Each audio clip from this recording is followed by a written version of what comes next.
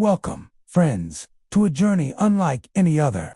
Tonight, we leave the safety of the daylight behind and climb aboard some of Colorado's most haunted trains, along winding rails, through shadowed valleys and mountain cliffs. The past whispers in every corner, and spirits of those long gone ride alongside the living. So dim the lights, get cozy, and hold on tight because the midnight rails are calling. And you're about to hear the stories that only the brave dare to follow. The Georgetown Loop Railroad, winding through the jagged peaks of Colorado's Rocky Mountains, is a marvel of 19th century engineering. Its intricate trestle bridges, sharp curves, and steep inclines make it a thrilling ride for tourists during the day, offering breathtaking views of snow-dusted cliffs and verdant valleys. Yet, once night blankets the mountains and the last passenger departs, the railroad seems to awaken a different kind of energia, restless, ghostly presence that lingers along the tracks long after the locomotives have gone silent. Reports from employees and night visitors speak of sudden drops in temperature in certain cars. Even when the mountain air remains still, doors that should be locked creak open, and cold drafts snake through cabins without any visible source. Some claim that shadows of miners and engineers from the 19th century walk along the rails, appearing for a moment before vanishing into the mist. These figures often carry tools or lanterns, their forms flickering as if caught between the living world and the next. Local legend traces these apparitions back to the railroad's earliest days. During construction, a catastrophic derailment sent several workers plunging down the steep slopes.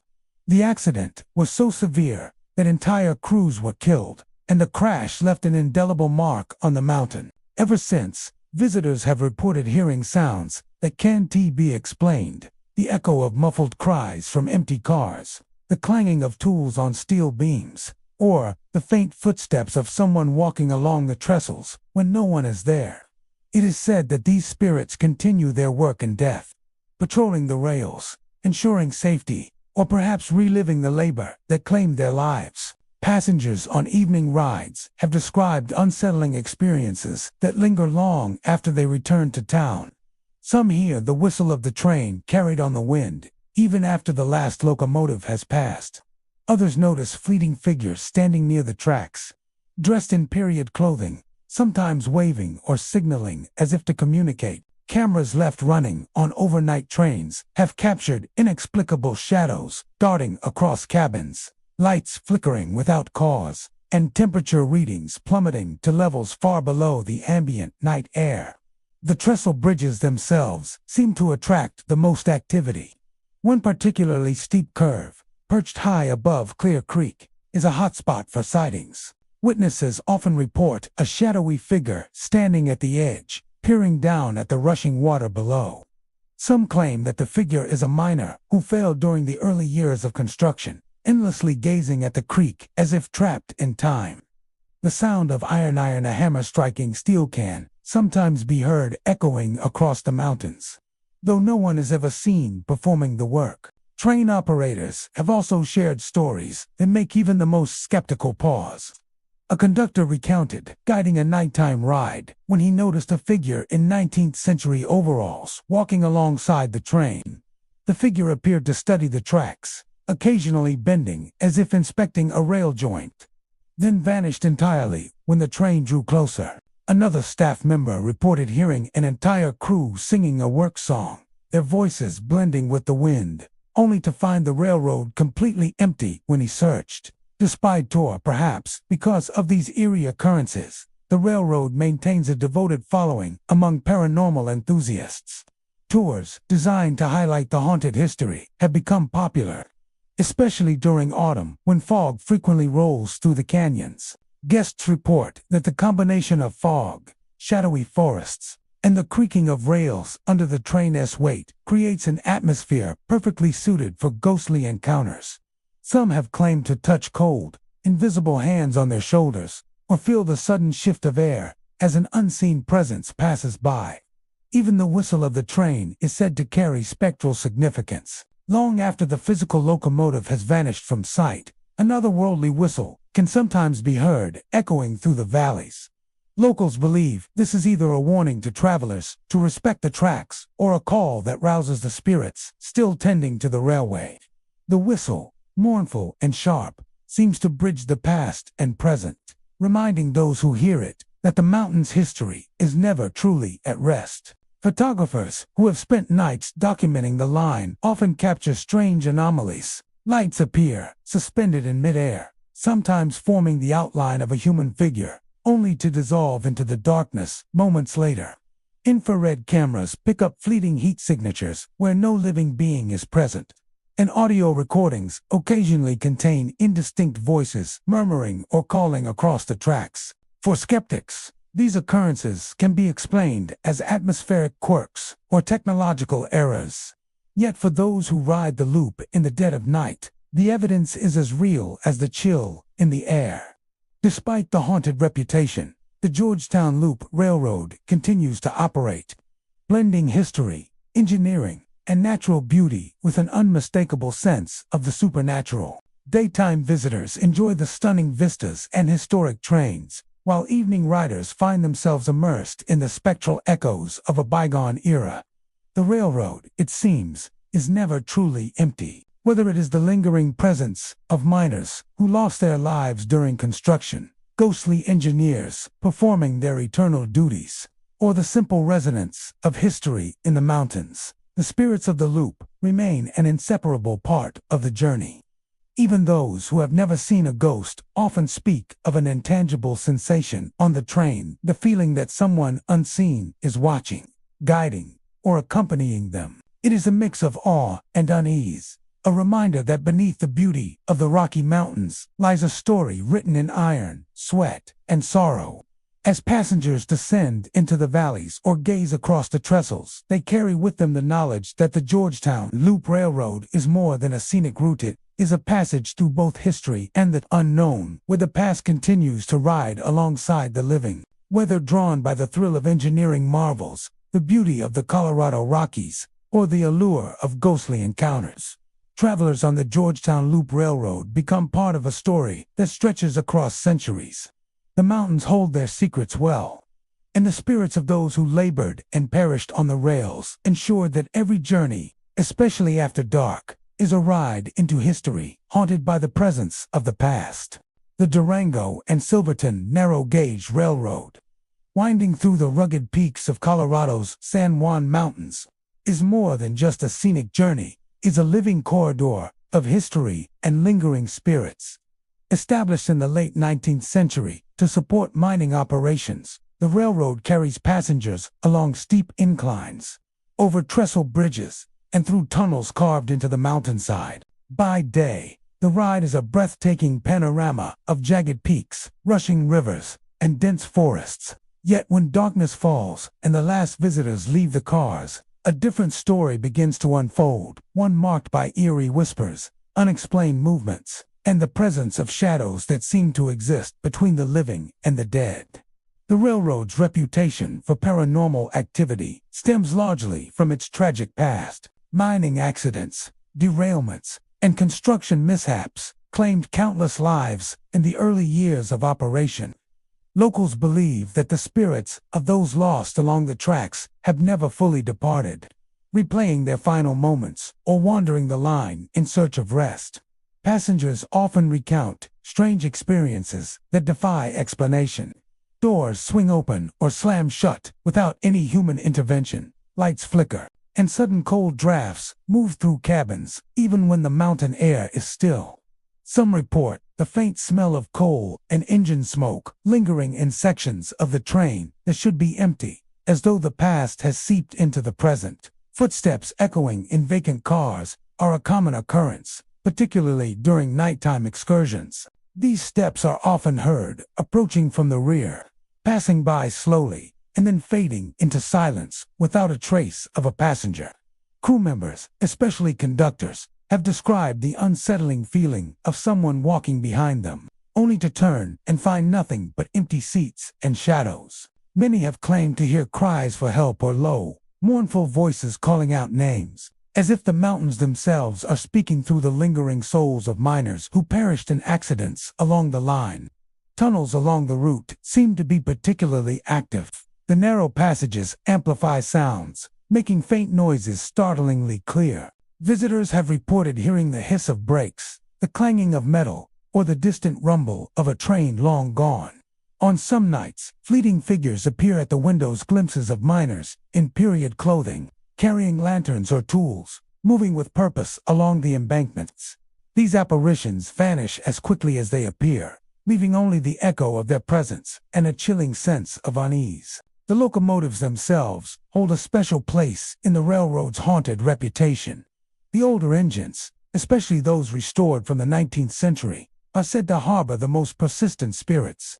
Crew members have reported tools moving on their own in engine cars, the sensation of unseen hands brushing against their shoulders, and strange noises that mimic the sounds of an operating train when the engines are idle. On quiet nights, some claim to hear the faint hissing of steam and the rhythmic chug of pistons, as though the locomotive is reliving its working life, attended by ghostly engineers who continue to perform their eternal duties.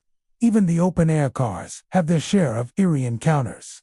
Passengers often speak of a sensation of being watched from the tree line or along the cliffsides. Some glimpse shadows moving against a rocky backdrop, only to find nothing when they turn for a closer look. Cold spots can appear abruptly, sometimes accompanied by the distant echo of laughter, cries, or commands shouted long ago by miners and railroad workers. The further the train travels into the heart of the San Juan Mountains, the more intense these experiences seem to become, leaving visitors with the undeniable impression that the mountains themselves are alive with unseen eyes. Paranormal enthusiasts frequently flock to the railroad for night rides, eager to capture evidence of the unexplained. Infrared cameras have recorded faint shapes moving through empty cabins, and audio devices sometimes capture low-frequency groans or whispers that vanish when investigated. Witnesses consistently report that the presence of spirits feels palpable, a subtle pressure or awareness that follows passengers from car to car. Even skeptics have admitted to an overwhelming sensation of being observed, a feeling impossible to shake despite rational explanations. Railroad staff have developed their own ways of coping with the persistent hauntings. Conductors often leave lanterns lit overnight, believing that light offers comfort to wandering spirits, while engineers maintain strict routines, thinking that familiarity may appease the restless souls. Some crew members have shared stories of passengers refusing to exit the train after night tours, claiming that a shadowy figure had guided them along the track, or that voices had insisted they remain seated until the apparition disappeared. Despite the eerie reputation, the Durango and Silverton narrow-gauge railroad remains one of Colorado's most beloved attractions. Its blend of natural beauty, historical significance, and paranormal intrigue draws thousands of visitors each year. Daytime travelers enjoy the majestic scenery, the sound of wheels on rails, and the thrill of traversing steep curves and bridges, while nighttime passengers often encounter the railroad's spectral history firsthand. The line serves as a reminder that the past is never truly gone, and that the mountains hold on to memories both tragic and enduring. In the quiet moments between tunnels, the whistle of the train seems to carry more than just sound. It carries echoes of the lives lost along the tracks, a warning, a greeting, or perhaps a call to join the eternal ride. The experience of traversing the San Juan Mountains aboard this historic line becomes not just a journey through space, but a passage through time, memory, and the unseen. The spirits of miners, engineers, and travelers linger along the tracks, visible only in glimpses, heard only in whispers, yet leaving an unmistakable mark on those who travel the route after dark. Whether viewed as historical remembrance or a brush with the supernatural, the Durango and Silverton narrow-gauge railroad offers a journey unlike any other.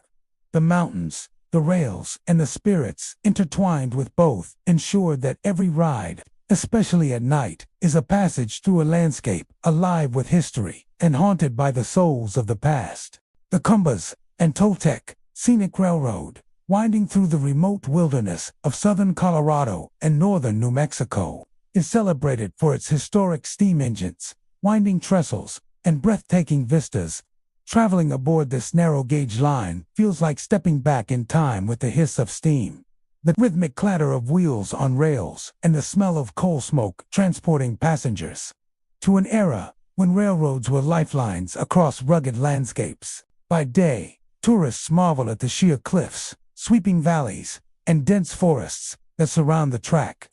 Yet beneath this scenic beauty lies a history tinged with tragedy and lingering spirits, a dark undercurrent that has fueled ghostly legends for decades.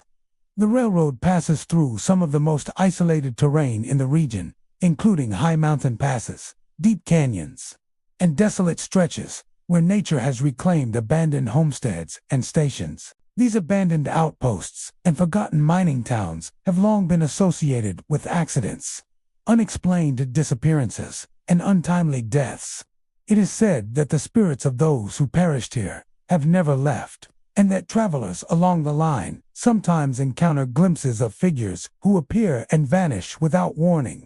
Shadows flit across the tracks at night, and cold drafts sweep through train cars as if the past is brushing against the present. Passengers aboard the Cumbers and Totec often report hearing unexplained sounds while riding through the mountains after dark. Footsteps echo in empty cars, doors open and close by themselves, and the faint clanging of metal is sometimes heard, reminiscent of miners at work long ago. Crew members have described hearing voices calling for help, sometimes in unison, sometimes as singular whispers that vanish as quickly as they appear. Some claim to see figures in period clothing, miners, railway workers, or even early passengers, standing alongside the track or peering out of windows before dissolving into the shadows. The train's most haunted areas are near old stations and mining settlements that the railroad once served. Ghost towns like Toltec and abandoned depots along the route are steeped in history, having witnessed tragedies ranging from construction accidents to mining explosions. Locals tell stories of workers who fell from trestles, miners trapped in tunnels, and travelers swept away by sudden storms in the high passes. These events are believed to have left spiritual imprints that continue to affect the railroad. Travelers sometimes report sudden drops in temperature when passing these areas, as if an invisible presence is standing nearby. The sensation of being watched is also commonly described, even in the middle of an otherwise empty car. One particular stretch of the line, where the train climbs toward Cumbers Pass, is notorious for paranormal activity. The steep grade, narrow track, and surrounding cliffs create an atmosphere that seems perfectly suited for ghostly manifestations. Passengers have claimed to see shadowy figures on the trestles, sometimes appearing to walk alongside the moving train. Others report the fleeting image of a miner or engineer leaning over the edge, watching the locomotive as it passes below. Some have even captured unexplained light anomalies or faint silhouettes in photographs, adding to the railroad's eerie reputation. The historic steam engines themselves seem to carry echoes of the past. Crew members frequently describe the sensation of being accompanied by unseen hands or hearing noises that mimic the work of the engines when they are at rest. The hiss of escaping steam, the rhythmic chug of pistons, and the creak of metal rails are sometimes accompanied by faint, ghostly murmurs, almost as if the locomotives are replaying the lives of those who once worked them. Many employees treat these occurrences with quiet respect, leaving lanterns lit at night or performing familiar rituals to honor the railroad's history, believing that acknowledging the spirits may keep them at peace. Even the open-air cars, which allow passengers to feel the wind and hear the mountains more clearly, hold their share of strange encounters. Some riders report seeing figures on distant cliffs, watching silently as the train winds through gorges and forests. Cold spots appear abruptly, sometimes accompanied by faint sounds like the clink of tools or the distant whistle of a train that no longer runs. Others feel sudden, inexplicable touches, a brush against an arm, a pressure on the shoulder, though no one else is present. These experiences are often fleeting, but they leave a lingering impression, a reminder that the railroad is more than a scenic route. It is a corridor through history, memory, and something beyond. Paranormal enthusiasts have long been drawn to the Cumbers and Toltec Scenic Railroad, seeking evidence of the unexplained. Cameras left recording overnight have captured mysterious shadows darting through cars, and audio devices occasionally record indistinct whispers or calls that cannot be attributed to natural sources. Passengers who travel the line on night tours frequently describe an overwhelming sense of presence, an invisible companion following the train through the mountains. Even those skeptical of ghosts often admit to the discomfort of feeling watched or sensing movement in their peripheral vision. Despite its haunted reputation, the railroad continues to operate as a living piece of history, offering passengers a unique combination of natural beauty, engineering marvels, and supernatural intrigue. Daytime rides allow travelers to appreciate the breathtaking scenery, historic locomotives, and the sheer scale of the mountains. Nighttime excursions, however, reveal the railroad's spectral dimension, where the whispers of the past linger among the cliffs, valleys, and abandoned stations. Travelers leave with the sense that the line is never empty, that the miners, engineers, and passengers of long ago continue to ride alongside, visible only in glimpses, heard only in echoes, and felt in fleeting sensations. Every whistle, every shudder of wheels on rails seems to carry a memory of the lives that shaped the line. The Cumbers and Toltec Scenic Railroad is more than a journey through Colorado's rugged terrain. It is a journey through time, a passage where history and the supernatural intersect. Travelers experience not only the natural grandeur of the mountains, but also the presence of those who remain, tied forever to the rails they once depended upon. From the highest passes to the isolated valleys, the railroad offers more than a scenic ride. It is a living reminder that history endures and that the ghosts of the past, whether seeking closure or simply replaying familiar routines, are never truly gone. Passengers aboard the Cumbers and Toltec Scenic Railroad find themselves part of a story that stretches beyond the mountains. A story of life, death, and the lingering spirits of a bygone era, quietly observing every journey that passes through their realm. The Royal Gorge Route Railroad, winding its way along the towering cliffs of the Arkansas River in Canyon City, Colorado, is celebrated for its breathtaking vistas and daring engineering. Constructed in the late 19th century, the railroad clings to narrow ledges and spans high trestles, offering passengers a bird's-eye view of the canyon below. By day, the journey is a spectacle of rugged mountains, rushing rapids, and sheer rock faces. Yet as sunlight fades and the gorge falls into shadow, the railroad reveals a darker, psycho realm where the echoes of past tragedies linger, and the line between history and the supernatural blurs. Stories of ghostly activity along the Royal Gorge route have circulated for decades. The railroad's construction and operation were fraught with peril. Landslides claimed workers' lives, rockfalls derailed early locomotives, and accidents along the precarious cliffside tracks resulted in countless fatalities. Many believe that the spirits of these lost workers and travelers remain tethered to the canyon, wandering along the rails, inspecting the treacherous path, or watching silently from the edges of the cliffs. Passengers traveling at night have reported glimpses of shadowy figures leaning against rock faces, their presence felt rather than fully seen, as though they are eternally patrolling the line they once served. The observation cars, where travelers sit to take in the panoramic scenery, seem particularly susceptible to paranormal activity. Guests frequently describe hearing the murmur of conversations that vanish when they turn to look, the echo of footsteps pacing through the cars when no one else is present, and soft whispers calling out names in tones that are unmistakably human, yet impossible to trace. Some say the voices are the remnants of families, engineers, and miners who once rode the train or worked along the route, trapped in a loop of unfinished business or lingering memories. The effect is subtle yet unnerving, a sensation of being watched, of unseen eyes tracking movement, even when the car appears empty. The train whistle, normally a signal to other rail crews or a warning to travelers, has become an emblem of the railroad's spectral legacy. Visitors report hearing the whistle echo through the gorge in the dead of night, long after the locomotive has come to a complete stop.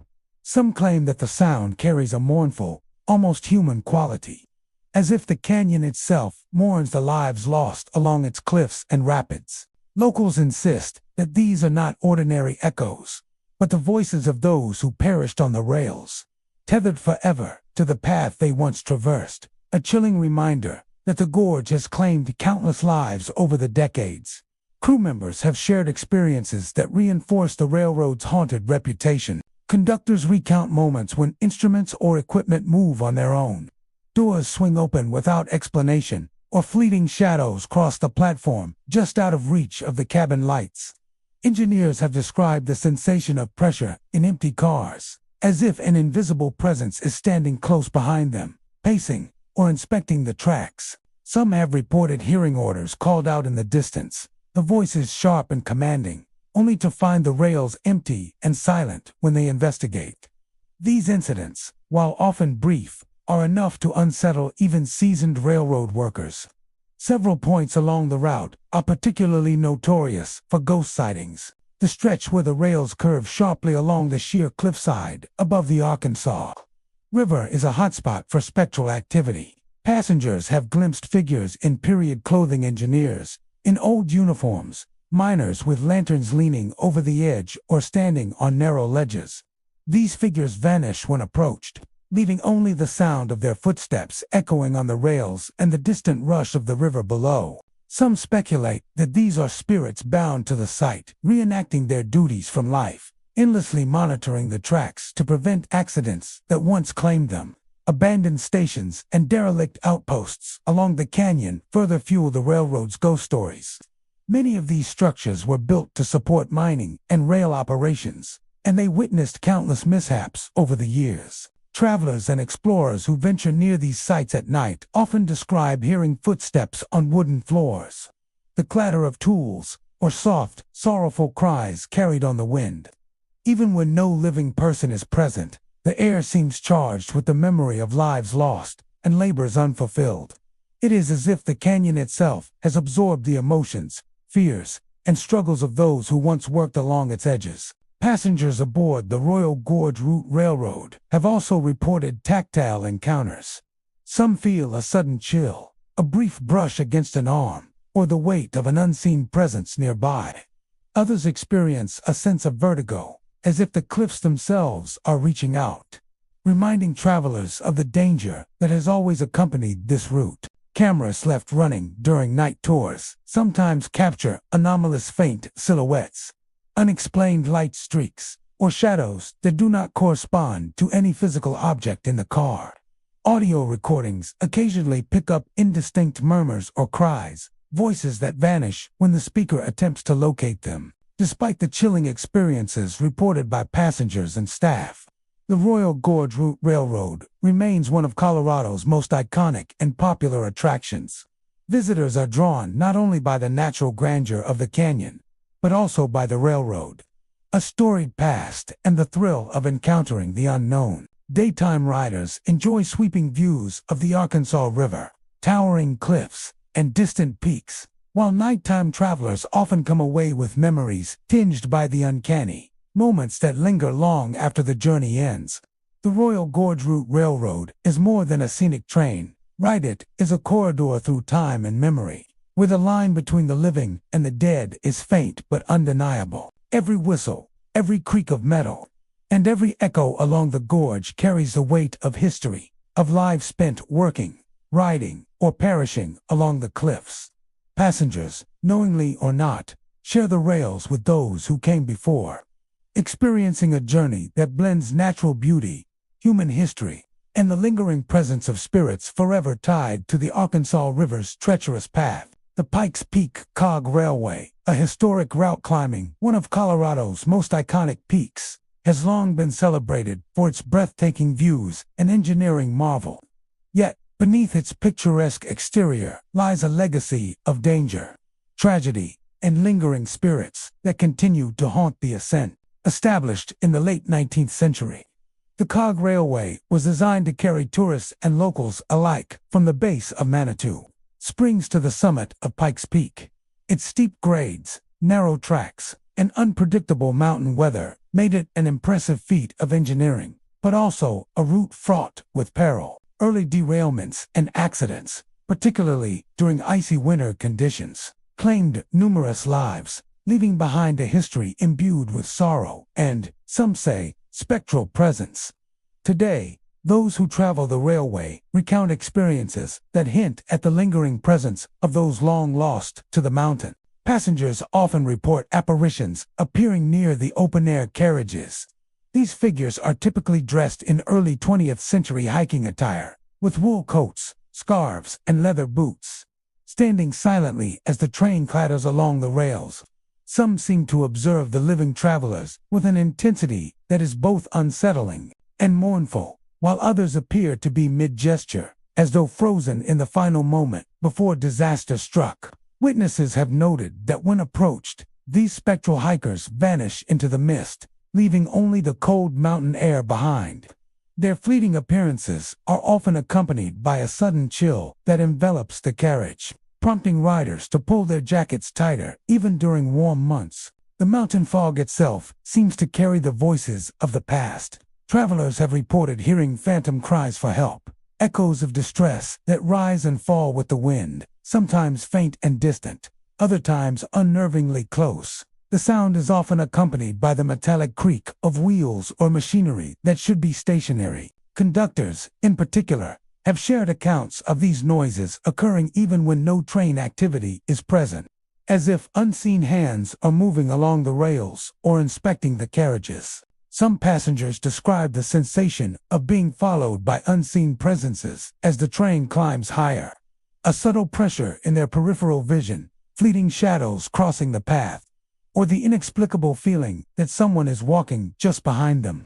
Staff members along the route have also experienced the railway's paranormal side. Cold spots appear abruptly in areas where no natural drafts exist, sometimes forcing staff to shiver despite clear, sunny weather. Lights in the observation cars occasionally flicker without explanation, and doors that should remain firmly closed are found slightly ajar. The older locomotives, especially those preserved for historical rides, seem to carry a heavier concentration of spectral energy, with repeated reports of objects moving subtly or the sensation of invisible weights shifting along benches and steps. Several recurring stories center on shadowy figures leaning over railings. Witnesses describe these figures as silent guardians of the mountain, watching over both the tracks and the passengers who brave the climb. Unlike typical ghost sightings, these figures do not appear malevolent. Instead, they exude a sense of vigilance, as if the spirits are ensuring that no further tragedies befall the travelers of today. Attempts to approach or photograph these figures invariably result in the apparition vanishing, leaving only an empty railing or misty air as evidence of their presence. The history of Pikes Peak itself lends weight to these haunting tales. Avalanches, blizzards, and sudden storms have historically claimed lives along the Cog Railway. Many of the early travelers were unaware of the mountain's unpredictable weather or the treacherous incline, and the accidents that ensued left deep emotional imprints on both the community and the environment. Locals and guides often speculate that the mountain has retained the memory of these events, and that the spirits of those lost are drawn to areas of historical significance, eternally tied to the site of their final moments. Visitors have described moments of heightened activity during particularly foggy mornings or in the late evening, when visibility is low and shadows stretch unnaturally across the tracks. In these moments, the cries and footsteps seem closer, the cold spots more pronounced, and the apparitions more vivid. While skeptics may attribute these occurrences to optical illusions or the natural acoustics of the mountain, the consistency of reports from passengers, conductors, and staff over decades suggests something more mysterious is at play. Even in the present day, the Pikes Peak Cog Railway retains its reputation as a place where history and the supernatural intersect. The mountain's natural beauty is undeniable, but the lingering presence of past tragedies imbues each ride with a subtle sense of unease.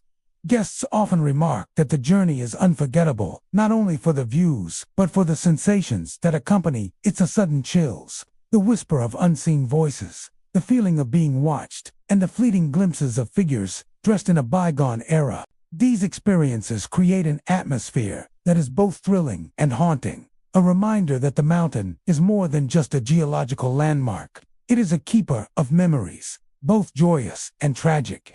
For those who venture along the cog railway, the ascent becomes more than a climb to a peak.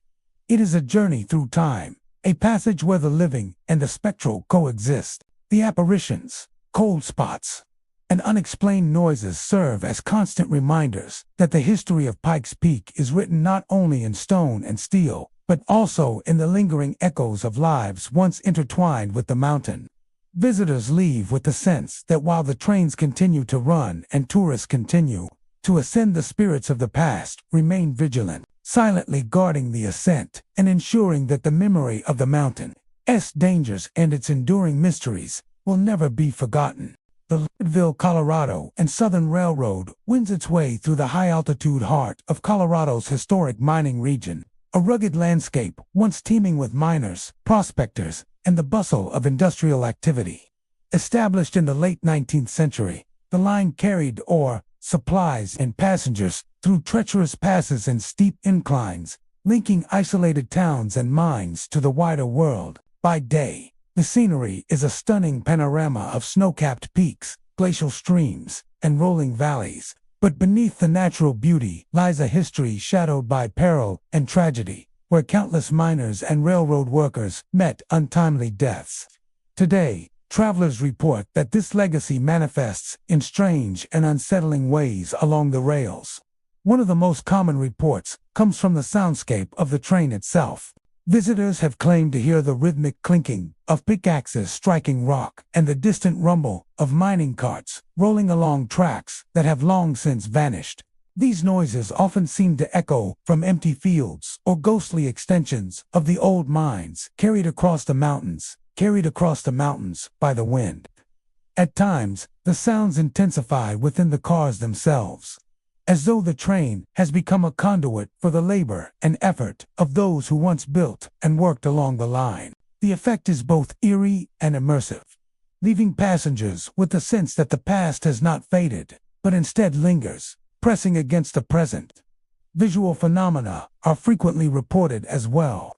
Shadows dressed in period mining uniforms have been seen pacing the length of passenger cars, silently observing the modern travelers who sit unaware of their presence. These figures are often fleeting, glimpsed out of the corner of the eye or reflected in the windows, disappearing when attention turns directly toward them. Some passengers describe glimpses of glowing eyes staring from the darkened corners of cars, or the faint outline of a miner carrying a lantern, slowly moving along the aisle before vanishing. For many, these apparitions are unmistakably human, their movements deliberate, as if bound to the rails by a task left unfinished or a promise unkept. Nighttime journeys amplify these phenomena. As the train rumbles along the high-altitude terrain, passengers often hear whispers echoing through empty cabins, the low murmur of conversations without speakers. Footsteps pace beside or behind them, yet the aisles remain vacant, and the sudden clatter of metal or a door swinging open on its own can trigger a deep unease. Some claim that the train itself seems to hum with life that does not belong to the present, a resonance of labor, sweat, and danger that once defined the region. Conductors and staff have corroborated many of these experiences, noting that the phenomenon is most pronounced in the older sections of the train, where historic cars and original fittings still survive. The railroad's path traverses numerous sites of historical accidents, derailments, cave-ins, and landslides claimed the lives of many miners and workers who relied on the rails to transport ore and equipment. Locals tell stories of trains derailing on sharp bends, of carts plunging into ravines, and of miners crushed or stranded in tunnels that now lie abandoned. These tragic events are widely believed to have left residual energy along the tracks, creating a sort of spectral persistence. Some paranormal investigators have suggested that the spirits are tied to the physical exertion and suffering that built the railroad, unable to move on until the labor they undertook is acknowledged or remembered. Passengers traveling the line during evening or foggy conditions often describe the sense of being watched, as though unseen eyes follow every movement. Shadows dart across the periphery, disappearing when approached. And cold drafts appear inexplicably, forcing travelers to shiver despite the warmth of the train or the summer sun outside. The combination of the high-altitude environment, the narrow-gauge rails, and the historical weight of the region seems to amplify these encounters, giving a tangible presence to the otherwise invisible laborers of a bygone era. The interior of the train itself sometimes acts as a stage for ghostly activity. Some riders have reported faint, rhythmic thumps that mimic the sound of boots striking the floor, or the dragging of a heavy load along the aisles. Doors in historic cars may swing open or shut without cause, and lanterns or other light sources occasionally flicker inexplicably. These occurrences are often brief, but they leave a lasting impression. A reminder that the line is not merely a scenic or historic ride, it is a living connection to the labor, hardship, and lives that shape the mining towns and the railroad alike. Observers often note that the apparitions appear most active near the remnants of old mining operations. Abandoned shafts, crumbling buildings, and long-forgotten sightings seem to draw the spirits closer, as if the ghosts are retracing their old roots or performing the duties they once held in life. The sound of pickaxes and carts is particularly pronounced in these areas, as though the echoes of industry continue to resonate across the mountains. Even when no physical evidence of the mines remains, the auditory and visual phenomena give the impression that the past remains just beneath the surface, inseparable from the land itself. Paranormal enthusiasts frequently visit the Leadville, Colorado, and Southern Railroad seeking evidence of these phenomena. Cameras and audio recorders sometimes capture unexplained anomalies, faint silhouettes moving along the train, whispers and murmurs in areas without occupants, or sudden temperature drops in individual cars. Riders often report an unshakable feeling of being accompanied by unseen presences, a quiet awareness that their journey is shared with those who once depended on the rails for their livelihoods and survival. Even skeptics are often unsettled by the sense of history pressing tangibly against the present. Despite the eerie reputation, the railroad continues to operate as both a historical attraction and a functional reminder of Colorado's mining heritage. Daytime travelers enjoy panoramic mountain views and the charm of vintage railcars, while nighttime excursions offer a more haunting experience, where the echoes of labor, tragedy, and perseverance are palpable. Passengers leave with a sense that the railroad is not merely a relic of history, but a corridor through which the spirits of miners and workers remain, silently pacing, whispering, and observing the trains that still carry travelers along the mountainside. The Leadville, Colorado, and Southern Railroad is more than a ride through Colorado's mining heartland, is a journey through the labor, hardship, and lingering presence of those who built and worked the line. The tracks themselves seem infused with memory, each curve, incline, and abandoned siding, a testament to lives devoted to the mountains and rails.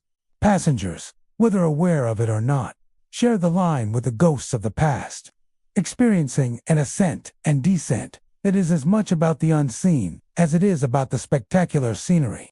The Rio Grande Scenic Railroad, weaving its way through the vast expanse of Colorado's San Luis Valley, offers travelers a journey that is as much through history as it is through breathtaking scenery.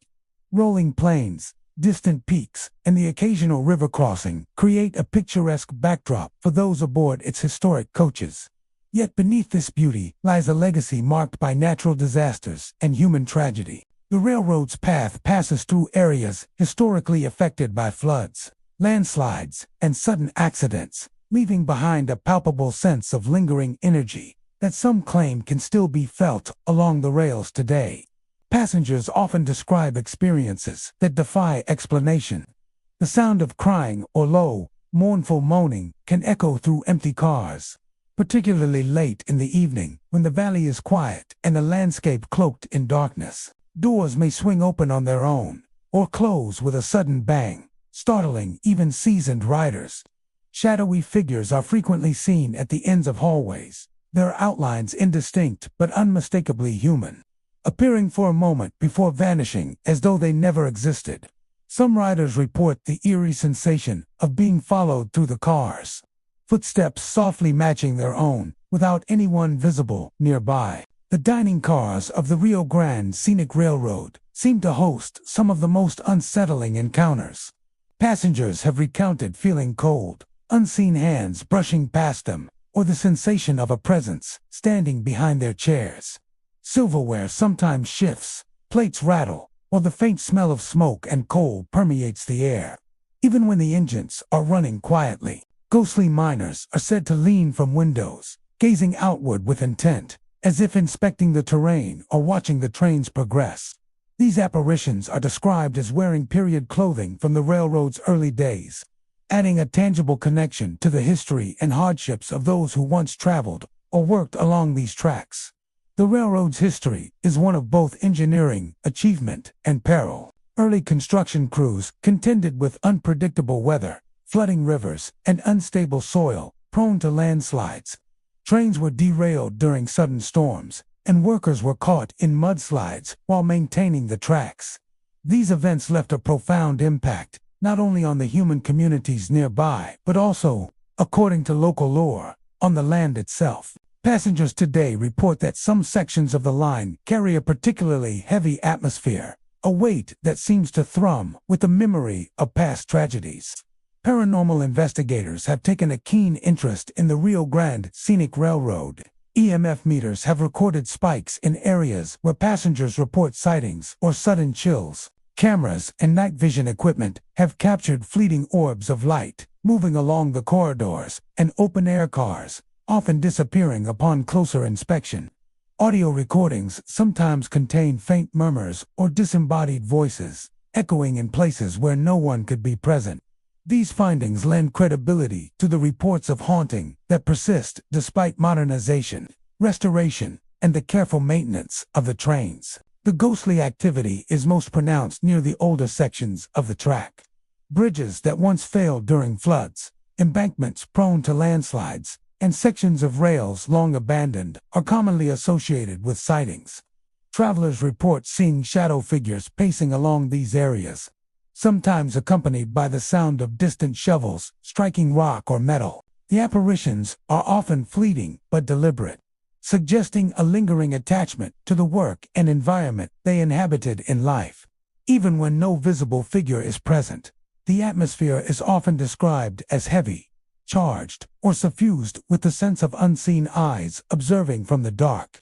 Passengers traveling at night are especially susceptible to these experiences. As the valley darkens and the train's headlights cut through the night, the emptiness of the surrounding plains seems to amplify every sound, shadow, and movement.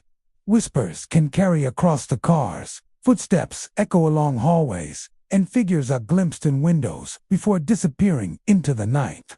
Some riders feel a cold brush along their necks or shoulders, or notice a sudden chill in the air.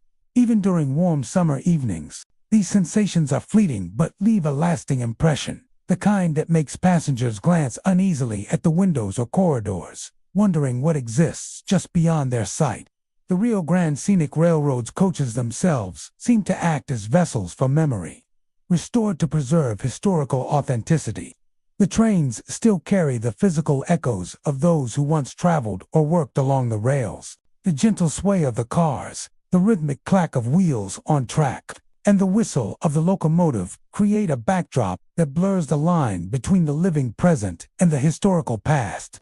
Visitors often describe a sense of continuity, as if the ghosts of miners, engineers, and travelers remain bound to the motion of the train, forever retracing routes and tasks that were once vital to life in the San Luis Valley. Even daytime excursions are occasionally punctuated by subtle manifestations, shadows at the edges of vision, inexplicable noises, or sudden cold drafts serve as reminders that the valley holds on to its past. Some passengers report seeing figures moving across distant plains, seemingly unaware of the train, while others claim the faint glimmer of light or reflection appears in empty cars. These occurrences are unpredictable, yet they reinforce the sense that the Rio Grande Scenic Railroad is more than a scenic journey.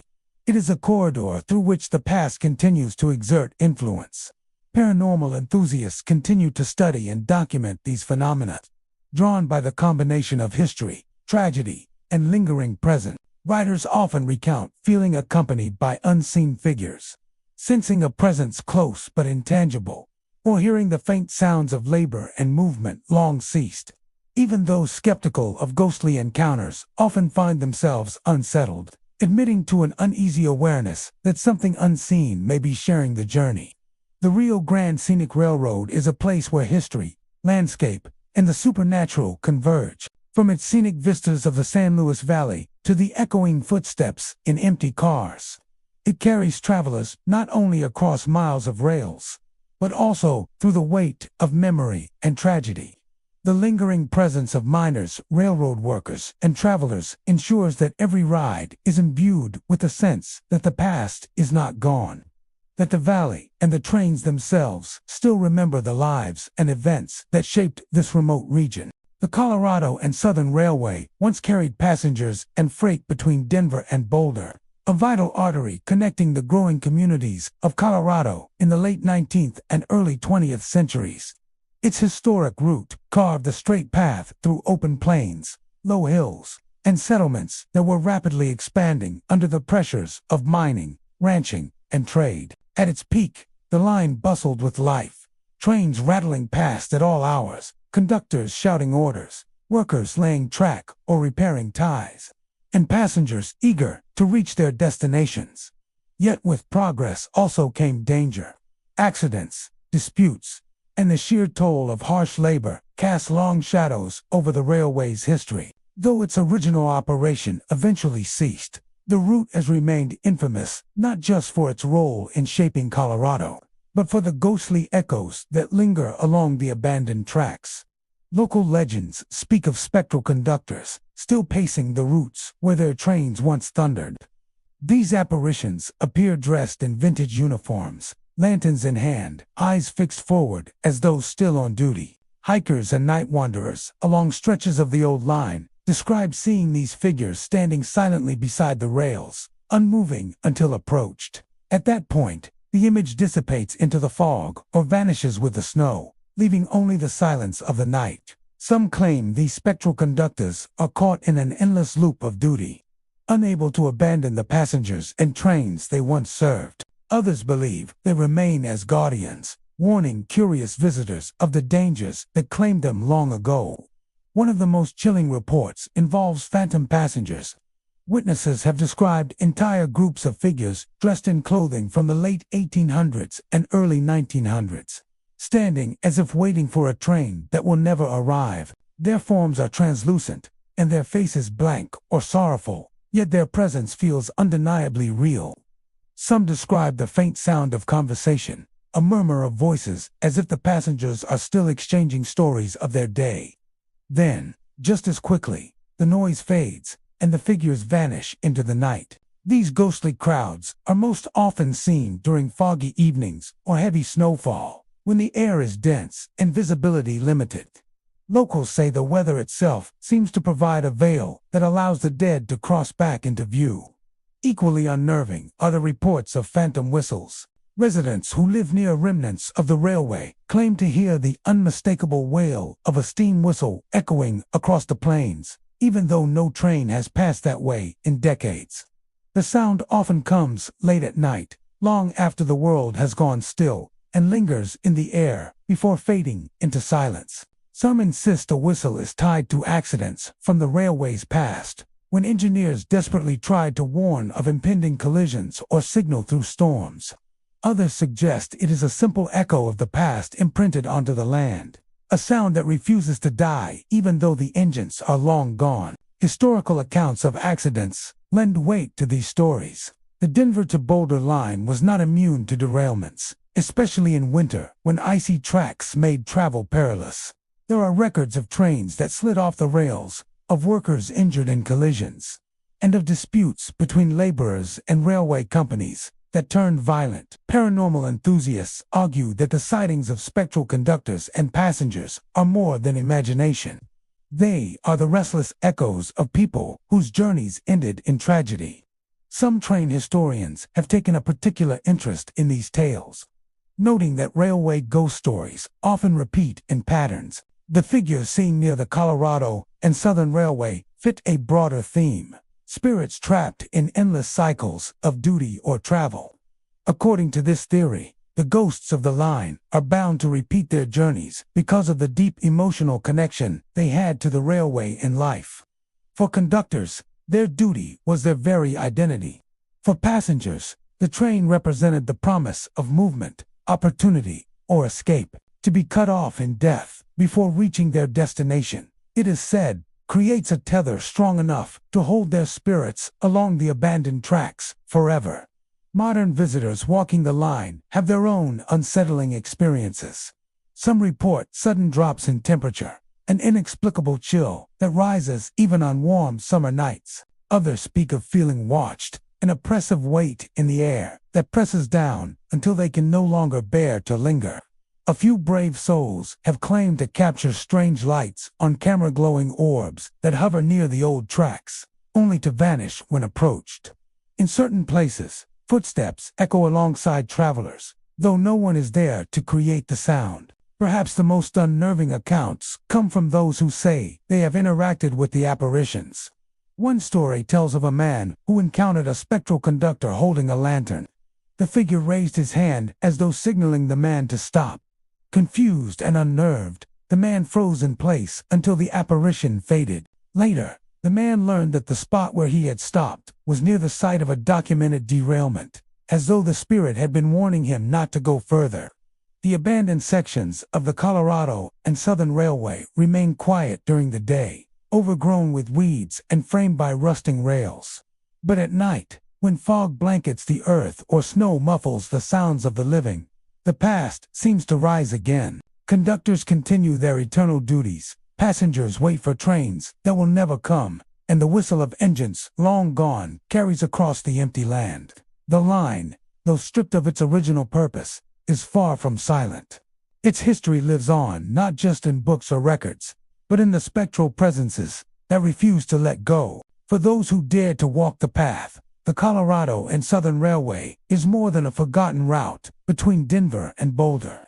It is a place where time folds back on itself, where echoes of tragedy refuse to fade, and where the restless spirits of a bygone era keep their eternal watch. Each sighting, each sound, each chilling encounter serves as a reminder that though the trains have stopped running, the line itself continues its endless journey, haunted, eternal, and steeped in mystery. The Cripple Creek and Victor narrow-gauge railroad snakes through Colorado's historic mining region, a landscape rich in history, gold, and whispers of the past. Built in the late 19th century to transport miners and ore between the thriving towns of Cripple Creek and Victor, the line quickly became a lifeline for the gold rush economy. Its rails climbed steep grades, crossed trestles suspended over narrow valleys, and wind through tunnels bored into the mountainside. By day, the route is a marvel of engineering, framed by rugged peaks and rolling foothills. Yet, as night falls, the scenery takes on a more ominous tone, and the railroad's long history of labor, danger, and tragedy becomes impossible to ignore. The line is widely regarded as one of Colorado's most haunted railroads. Passengers report a variety of strange occurrences, beginning with sounds that seem to emanate from the mountain itself. In tunnels long abandoned, the creak and clatter of old mining carts can be heard echoing across empty rock walls.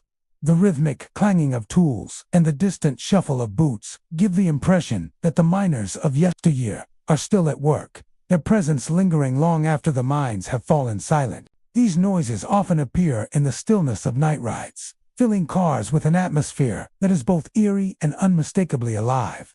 Sightings of ghostly figures are a frequent occurrence. Miners in period clothing are said to appear at windows, gazing intently at the landscape as if searching for veins of ore or seeking lost comrades. These apparitions are often fleeting, glimpsed only from the corner of the eye, disappearing when passengers turn to look directly. Some figures move along the tracks beside the train or appear within the tunnels, lingering for a moment before fading into darkness. Their presence evokes both curiosity and unease. reminding travelers that the history of labor and sacrifice along this line is etched deeply into the mountains themselves. The paranormal activity aboard the train is not limited to visual and auditory phenomena. Many passengers describe unexplained cold drafts that sweep through the cars without warning, sometimes forcing riders to shiver even in summer months.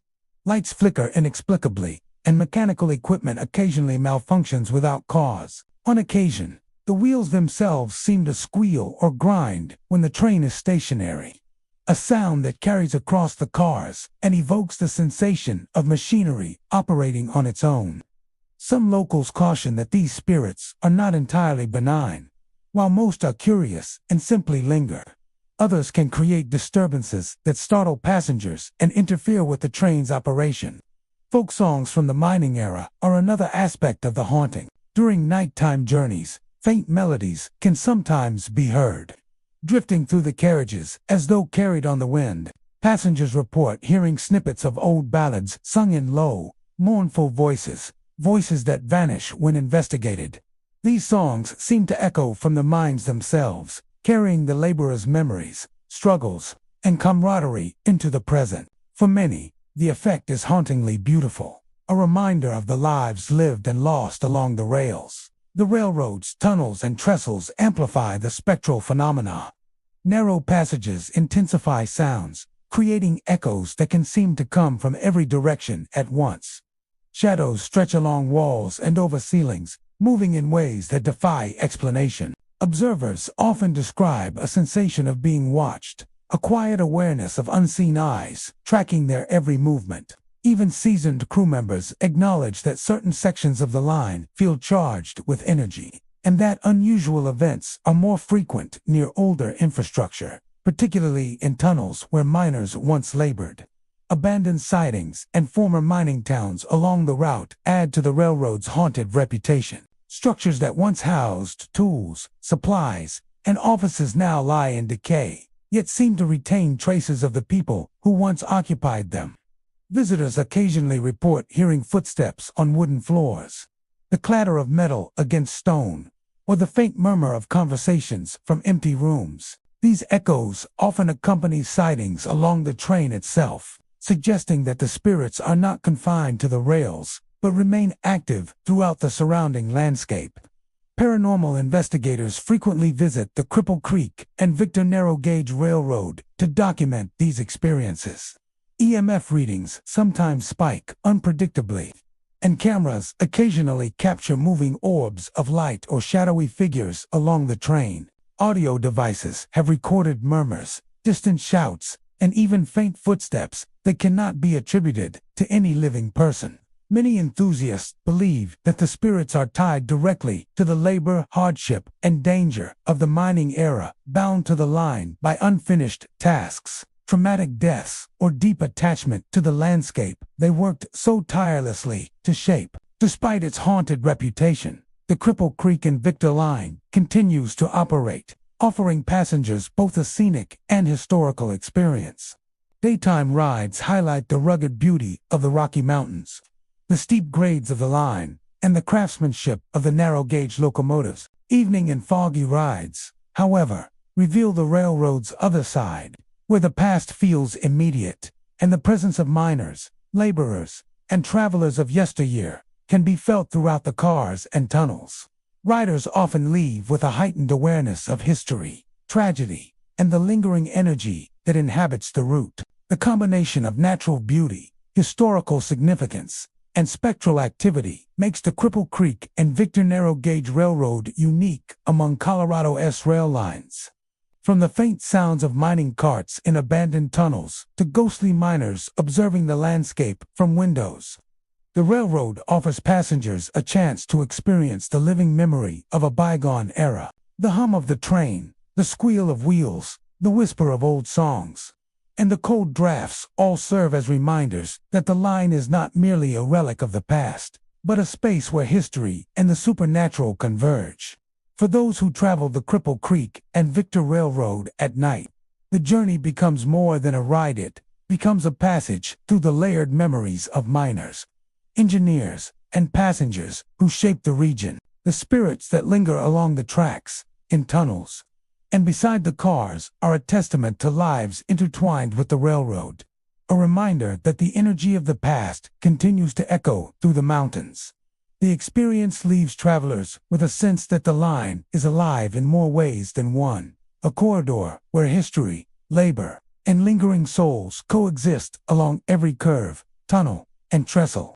The Platte Canyon Line, stretching through the rugged wilderness near Bailey, Colorado, is a place where the natural world and the supernatural seem to intersect. The route cuts through deep forests and steep gorges, areas where the sunlight struggles to reach the ground, creating shadows that dance and shift as the train moves along its tracks. For passengers, it's a journey of breathtaking scenery, towering pines, rushing waters, and cliffs that rise with stark majesty. Yet for many, the beauty of the Platte Canyon is laced with unease. For this railway carries more than tourists and freight. It carries the echoes of a darker history, and the spirits said to be bound to it. Travelers often speak of shadowy figures seen darting between trees alongside the train, their forms visible only for a split second before vanishing into the forest. Some passengers have described these figures as resembling men in old work clothes, broad shoulders, heavy boots, and wide hats like loggers from another time. Their movements are quick and unnatural, as though they glide rather than run, keeping pace with the train without effort. The fleeting glimpses leave behind a chill that spreads through the carriages, unsettling even the most skeptical travelers. Certain cars along the line are particularly known for these cold spots. People describe sitting comfortably one moment, only to feel a sudden and bone-deep chill the next, as though something unseen has slipped into the space beside them. The history of the Platte Canyon Line adds weight to these eerie experiences. In the late 19th and early 20th centuries, the surrounding forests were heavily logged, with timber operations pushing deep into the canyon. The work was brutal and dangerous, with men laboring for long hours among massive trees and primitive equipment. Logging accidents were tragically common, trees collapsing unexpectedly, tools slipping, wagons overturning, and workers being crushed beneath heavy logs. The railway became a lifeline for the industry, transporting cut timber out of the wilderness. Yet it also became a witness to death, carrying the injured and the dead back to town. Locals say the spirits of those lost loggers linger in the canyon, bound to the place where their lives ended so violently. Railway staff have their own stories to tell. Conductors and maintenance workers speak of hearing sounds that cannot belong to the modern train. As the cars rattle along the tracks, faint echoes drift through the canyon, the rhythmic chop of axes, the harsh rasp of saws, and even the distant shouts of men at work. These sounds often come in moments of stillness, when the modern engines are quiet, or when the train is at a stop. Investigations into these noises reveal nothing: no loggers, no tools, no explanation, only the unsettling certainty that the canyon is replaying the past with unnerving clarity.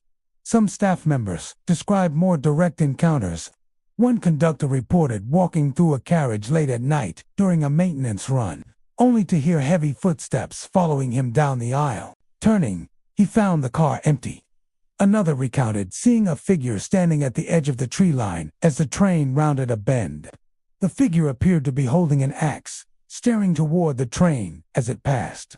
But when the conductor looked back, the figure had vanished. These accounts, told in hushed tones among the crew, paint a picture of a railway haunted, not by imagination, but by presences that defy explanation. For visitors who know nothing of the legends, the Platte Canyon Line can still feel unsettling. The deep gorges and thick forests create an environment where sound carries strangely and shadows stretch unnaturally long. The atmosphere is heavy, as though the canyon itself holds secrets it refuses to release.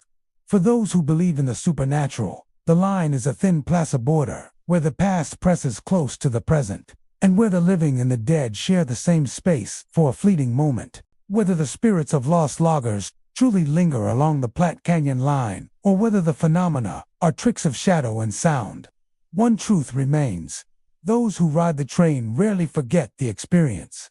Between the beauty of the landscape and the unease of its ghostly legends, the Platte Canyon Line is more than a journey through Colorado's wilderness. It is a passage through history's darker echoes, where the toil and tragedy of the past continue to whisper through the trees and across the tracks. The Silverton Railroad, winding its way through the rugged San Juan Mountains of Colorado, is both a marvel of engineering and a corridor through history.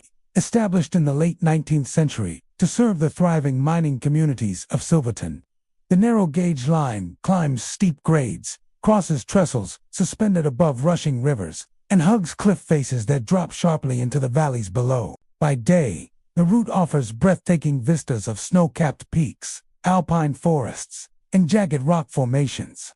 But by night, the railroad takes on a more unsettling character. Long after the train has passed, passengers and locals alike report strange phenomena, sounds, shadows, and sensations that suggest the presence of those who once labored tirelessly along the rails. One of the most commonly reported experiences involves the train's whistle. Travelers often describe hearing distant blasts long after the locomotive has disappeared around a bend or reached its destination. The sound is not mechanical or ordinary.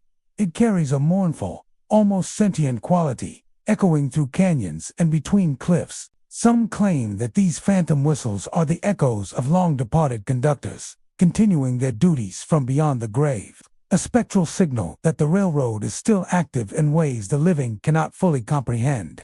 Others hear the whistle at night, when the valley is silent and the wind is still, creating a sensation that the mountains themselves are alive with the ghosts of the past. Visual encounters are equally frequent. Passengers often glimpse shadowy figures along the tracks, especially during early morning or twilight rides. Many of these apparitions resemble miners, dressed in period work clothes, their outlines sometimes illuminated by the moon or by the faint glow of lanterns. The figures appear briefly, watching silently before vanishing into the terrain or fading away as the train approaches. In some cases, riders have reported seeing these spectral miners inside empty carriages, leaning against windows or seated in corners. Their presence tangible yet imperceptible to anyone else. Witnesses describe a profound sensation of being observed, as though the spirits are both curious and vigilant, monitoring the train as it traverses the mountain passes they once maintained. The Silverton Line's history of danger amplifies these experiences. Its steep grades, sharp curves, and exposure to avalanches and harsh winter conditions made it one of the most perilous railroads in the state. Workers endured treacherous conditions daily, maintaining tracks, tunnels, and bridges while facing the constant threat of injury or death. Accidents were common, and many miners and railway workers lost their lives while constructing or operating the line. Paranormal investigators and historians alike suggest that the energy of these lost lives may linger along the route, embedded in the rails, tunnels, and rolling stock. Temperature anomalies are frequently reported on the train, particularly in older or restored carriages. Passengers often feel sudden drops in temperature that cannot be explained by natural conditions or drafts. Some describe the air turning icy as they pass certain curves or trestles, accompanied by the feeling of invisible hands brushing past or the faint scent of coal smoke. These cold spots often coincide with sightings of shadows or sudden flickering of lights within the carriages, leading many to believe that the spirits of miners and engineers are manifesting in subtle, yet tangible, ways. Inside the cars, unexplained sounds are commonplace. Riders report hearing footsteps pacing along the aisles when no one is present, the clink of tools, and the faint hum of machinery that should have been long dismantled. Some have even reported hearing low voices, murmuring conversations between workers or the distant shouts of miners coordinating tasks, echoing as if the past has been momentarily replayed. Audio recordings by paranormal investigators sometimes capture these anomalies in greater detail, revealing whispers, metallic clangs, and other sounds that defy conventional explanation. Tunnels, trestles, and cliffside sections of the route are especially prone to activity. The enclosed spaces amplify sounds, creating echoes that seem to originate from multiple directions, while the dramatic landscape contributes to fleeting visual phenomena. Shadowy figures are often seen at the entrances or exits of tunnels, moving deliberately, yet remaining just out of reach. On trestles, Riders sometimes glimpse figures appearing to inspect the rails or lean over the edge, vanishing when approached. These encounters suggest a lingering attachment to the work and environment, a dedication that transcends mortality, keeping the spirits bound to the rail line they once tended so meticulously. Even daytime rides are not immune to these unusual occurrences. While sunlight diminishes some apparitions, passengers still report fleeting glimpses of figures along the trackside. The sudden flicker of a lantern, or an inexplicable chill that moves through the cars. Some riders note that these events often occur near historical structures, abandoned sidings, or areas where accidents were documented, suggesting a link between the railroad's tragic past and the present-day phenomena. The Silverton Railroad remains a working line, carrying passengers for both scenic and historic purposes. Its continued operation ensures that the legacy of the mountains, the miners, and the railroad workers remains alive, both in memory and, according to many, in spirit. Passengers often leave the train with a sense of awe mixed with unease, a feeling that they have glimpsed the mountain's past and encountered those who never left it.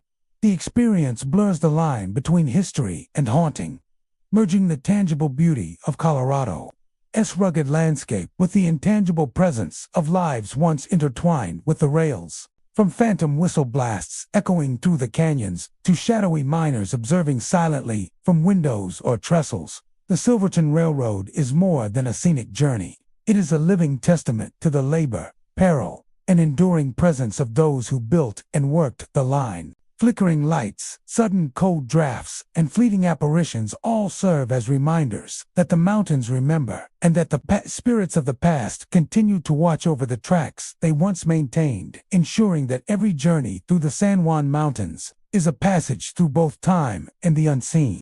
The Manitou and Pikes Peak Railway. Climbing the legendary Pikes Peak from the base at Manitou Springs is one of Colorado's most iconic and historic train lines. Constructed in the late 19th century, this cog railway was an engineering marvel, designed to conquer the steep slopes and rugged terrain of one of the state's highest peaks. By day, the ride offers breathtaking views of alpine forests, rocky cliffs, and sweeping valleys, attracting thousands of tourists eager to experience the natural beauty of the Rockies. Yet beneath this scenic splendor lies a history marked by accidents, disappearances, and unexplained phenomena. Giving the railway a reputation for the paranormal, passengers frequently report encounters that defy explanation, beginning with the observation decks of the train itself. Some have glimpsed ghostly figures clad in early 20th century climbing attire, standing silently as though surveying the valley below. These apparitions appear at the edges of the deck, their forms partially obscured by fog or clouds rolling up the mountainside. When approached, the figures vanish, leaving only the chill of mountain air and a sense of quiet unease. Riders describe an almost tangible awareness of being observed, a sensation that the spirits are surveying the ascent with the same vigilance they might have maintained in life. Within the train cars, the experiences can be equally unsettling. Phantom footsteps echo through empty carriages, pacing along aisles in perfect rhythm, yet leaving no trace of the traveler. Faint murmurs and whispered calls sometimes carry from the corners of the cars, fading when anyone attempts to locate the source. Conductors have reported that certain sections of the track consistently register cold spots, areas where the temperature inexplicably drops even in warm weather. These sudden chills often coincide with reports of apparitions or strange sounds, suggesting a lingering energy tied to the railway's most treacherous stretches. The railway's steep grades and challenging construction contributed to its eerie legacy. Early workers faced extreme conditions while building the line, often contending with rockslides, avalanches, and rapidly changing weather. Several accidents claimed the lives of laborers and climbers attempting the ascent, and records document a number of mysterious disappearances along the route.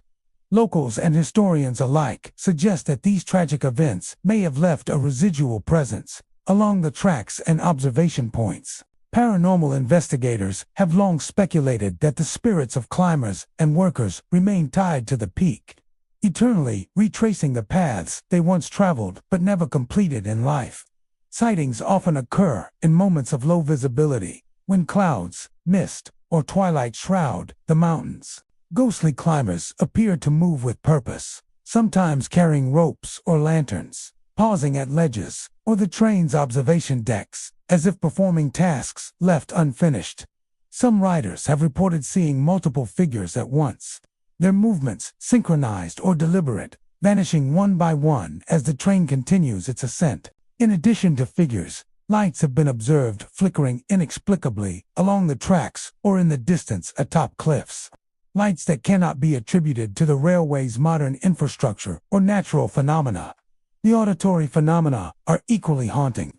Riders frequently report the sound of distant calls, sometimes a single shout or a low murmur, echoing across the mountainside. Phantom footsteps accompany these sounds, sometimes advancing and retreating along the carriages or the trail beside the tracks.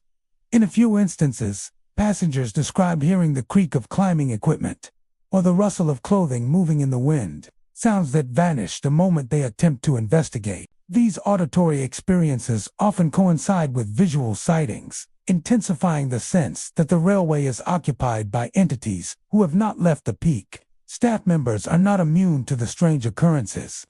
Conductors and engineers occasionally feel the sudden presence of someone nearby, a fleeting weight or chill that cannot be explained by drafts or weather. Equipment sometimes behaves unpredictably in these areas. Gauges may flicker, doors swing open or closed, and mechanical sounds echo without cause. Many crew members insist that the most active spots coincide with the sections of the line where accidents or disappearances were historically recorded, further linking the phenomena to the mountain's past. The line's history and elevation amplify these sensations.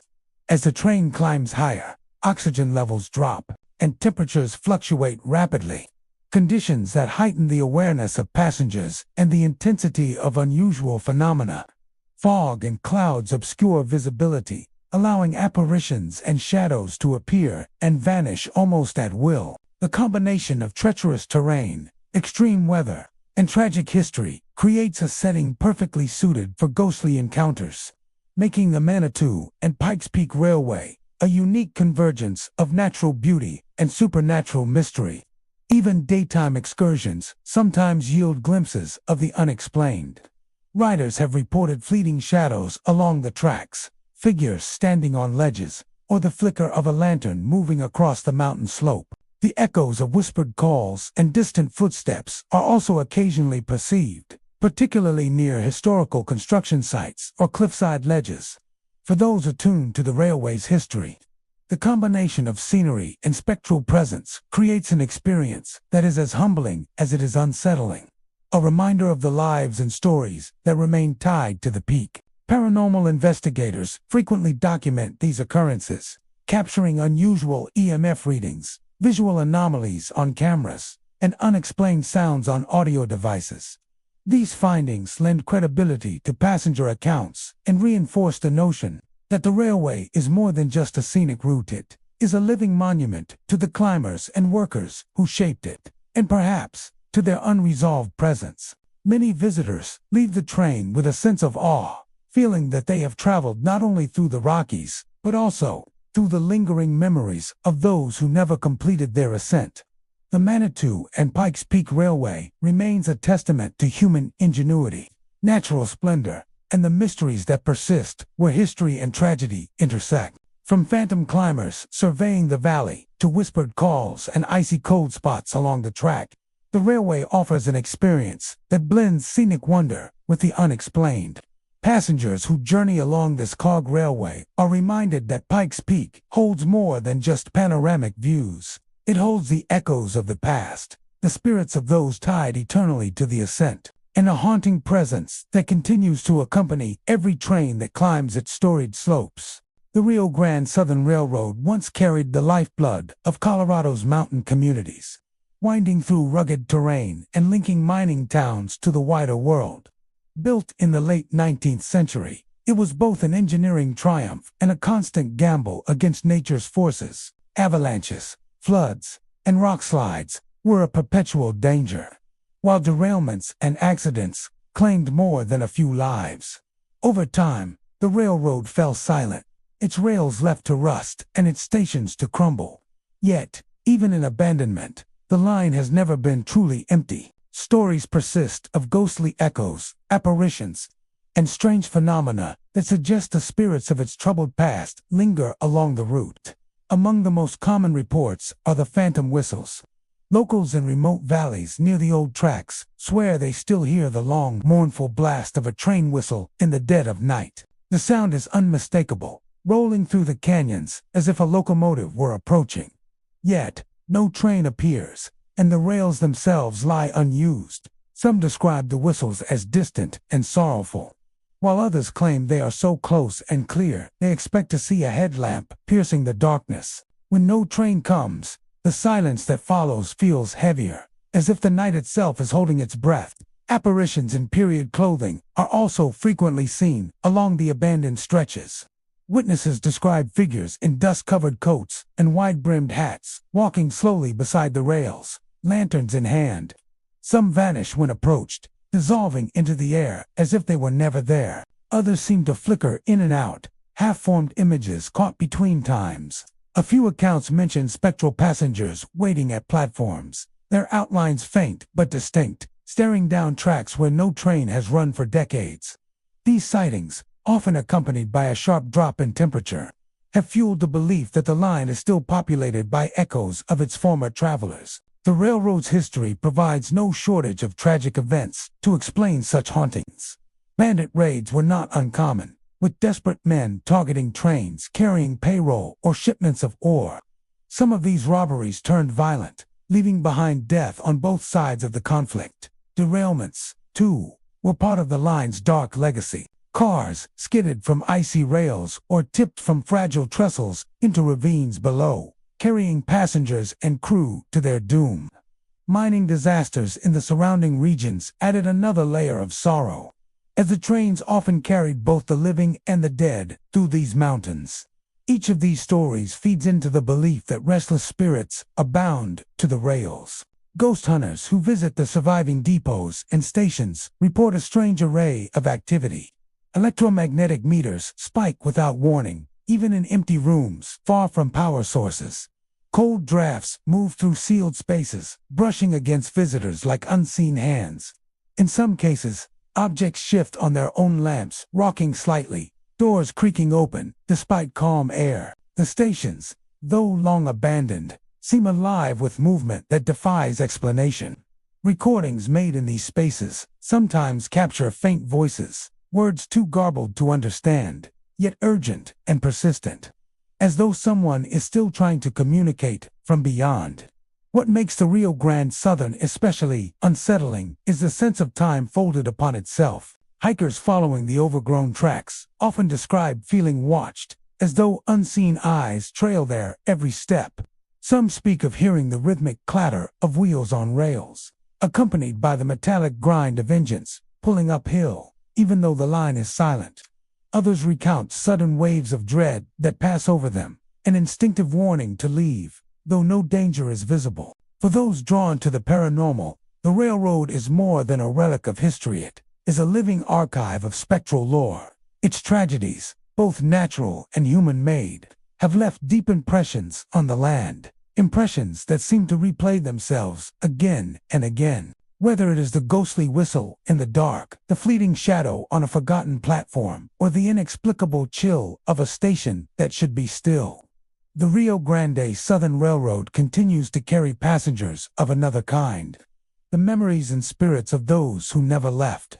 The Durango, Western, and Atlantic Line, winding through Colorado's rugged mining country, is a railway steeped in history, danger, and lingering spirits. Constructed in the late 19th century to serve the region's thriving mining communities, the line carried both passengers and ore through rocky canyons, dense forests, and steep inclines. Its operation demanded precision and resilience, with engineers, conductors, and miners working tirelessly to maintain the tracks, tend locomotives, and ensure the safe transport of goods. Yet with the frequent accidents, derailments, and hazardous conditions, the railway quickly gained a reputation as both a lifeline and a perilous endeavor. Today, Even as portions of the line have fallen into disuse, it continues to draw the curious, many of whom report encounters with the railroad's spectral past. Visitors frequently recount seeing shadows near abandoned depots and along stretches of the track. These figures often resemble miners or engineers from the late 1800s and early 1900s. Their faces obscured, but their presence unmistakable. Some appear to stand silently, gazing into the distance as if overseeing the railway they once operated, while others move slowly along the rails, retracing steps that no living person currently follows. The apparitions often vanish when approached, leaving an unsettling sense of observation, as though the spirits are aware of the living, but remain bound to their duties and routines from life. Nighttime journeys along the Durango, Western, and Atlantic line are especially rife with paranormal activity. Passengers report hearing the faint echo of train whistles, distinct yet disembodied, calling from somewhere along the mountains or empty stretches of track. These sounds often carry a mournful, urgent tone, resonating with a sense of unfinished business or warning. Accompanying the whistle are the sounds of tools clattering and footsteps pacing through empty cars.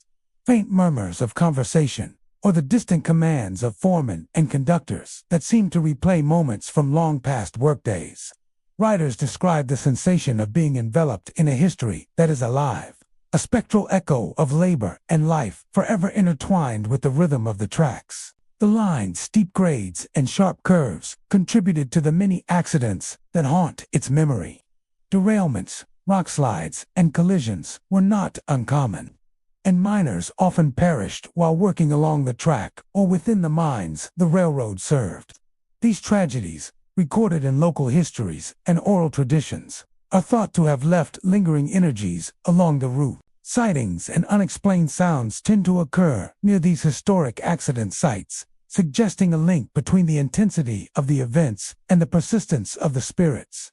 Observers often sense that these entities are replaying their final shifts, eternally bound to the trackside locations where their lives were interrupted. Abandoned depots and sidings amplify the eerie atmosphere. These structures, long since fallen into disrepair, seem to retain the energy of the railroad's operational past. Ghost hunters frequently report electromagnetic anomalies, sudden temperature drops, and equipment malfunctions within the old buildings. Lights flicker without explanation, doors creak open or shut, and motion sensors detect movement in the absence of any living person. Visitors often hear footsteps along the wooden platforms, the metallic clang of tools, or faint conversations, as if workers had returned to complete tasks left unfinished. For many, the combination of visual, auditory, and tactile phenomena creates a profound sense of history and haunting combined. Railroad workers of the past also seem to manifest along the tracks themselves. Shadowy figures pacing beside the rails, climbing trestles, or leaning over railings are frequently observed, often moving in ways that suggest purpose and awareness. Some passengers report seeing miners or engineers carrying tools or lanterns, appearing as though performing inspections or labor that must continue even in death. These encounters are often brief but leave a lasting impression, as if the line itself maintains a connection to the labor, skill, and effort of those who built and maintained it. The auditory experiences aboard the train are particularly vivid.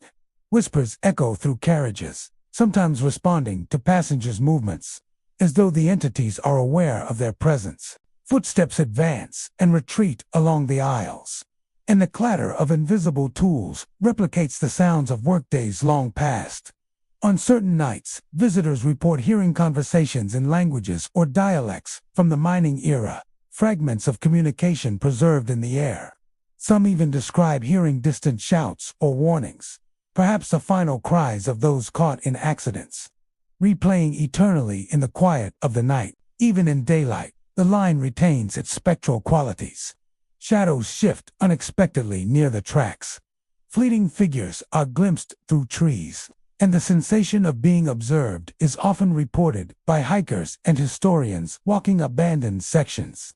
The combination of natural isolation, historic infrastructure, and residual energy from past tragedies creates a unique environment in which the past and present seem to overlap. The surrounding landscape, the canyons, cliffs, and forests acts as a stage for these hauntings, amplifying sounds, concealing figures, and lending the encounters a sense of realism that is difficult to dismiss. Paranormal investigators frequently document these occurrences, capturing unusual EMF readings, fleeting shadows, and inexplicable sounds. Their findings lend credibility to the consistent accounts passed down by locals and visitors alike. Many travelers who ride the remaining sections of the Durango Western and Atlantic Line describe a mixture of awe and unease, as though they have witnessed history manifest in real time.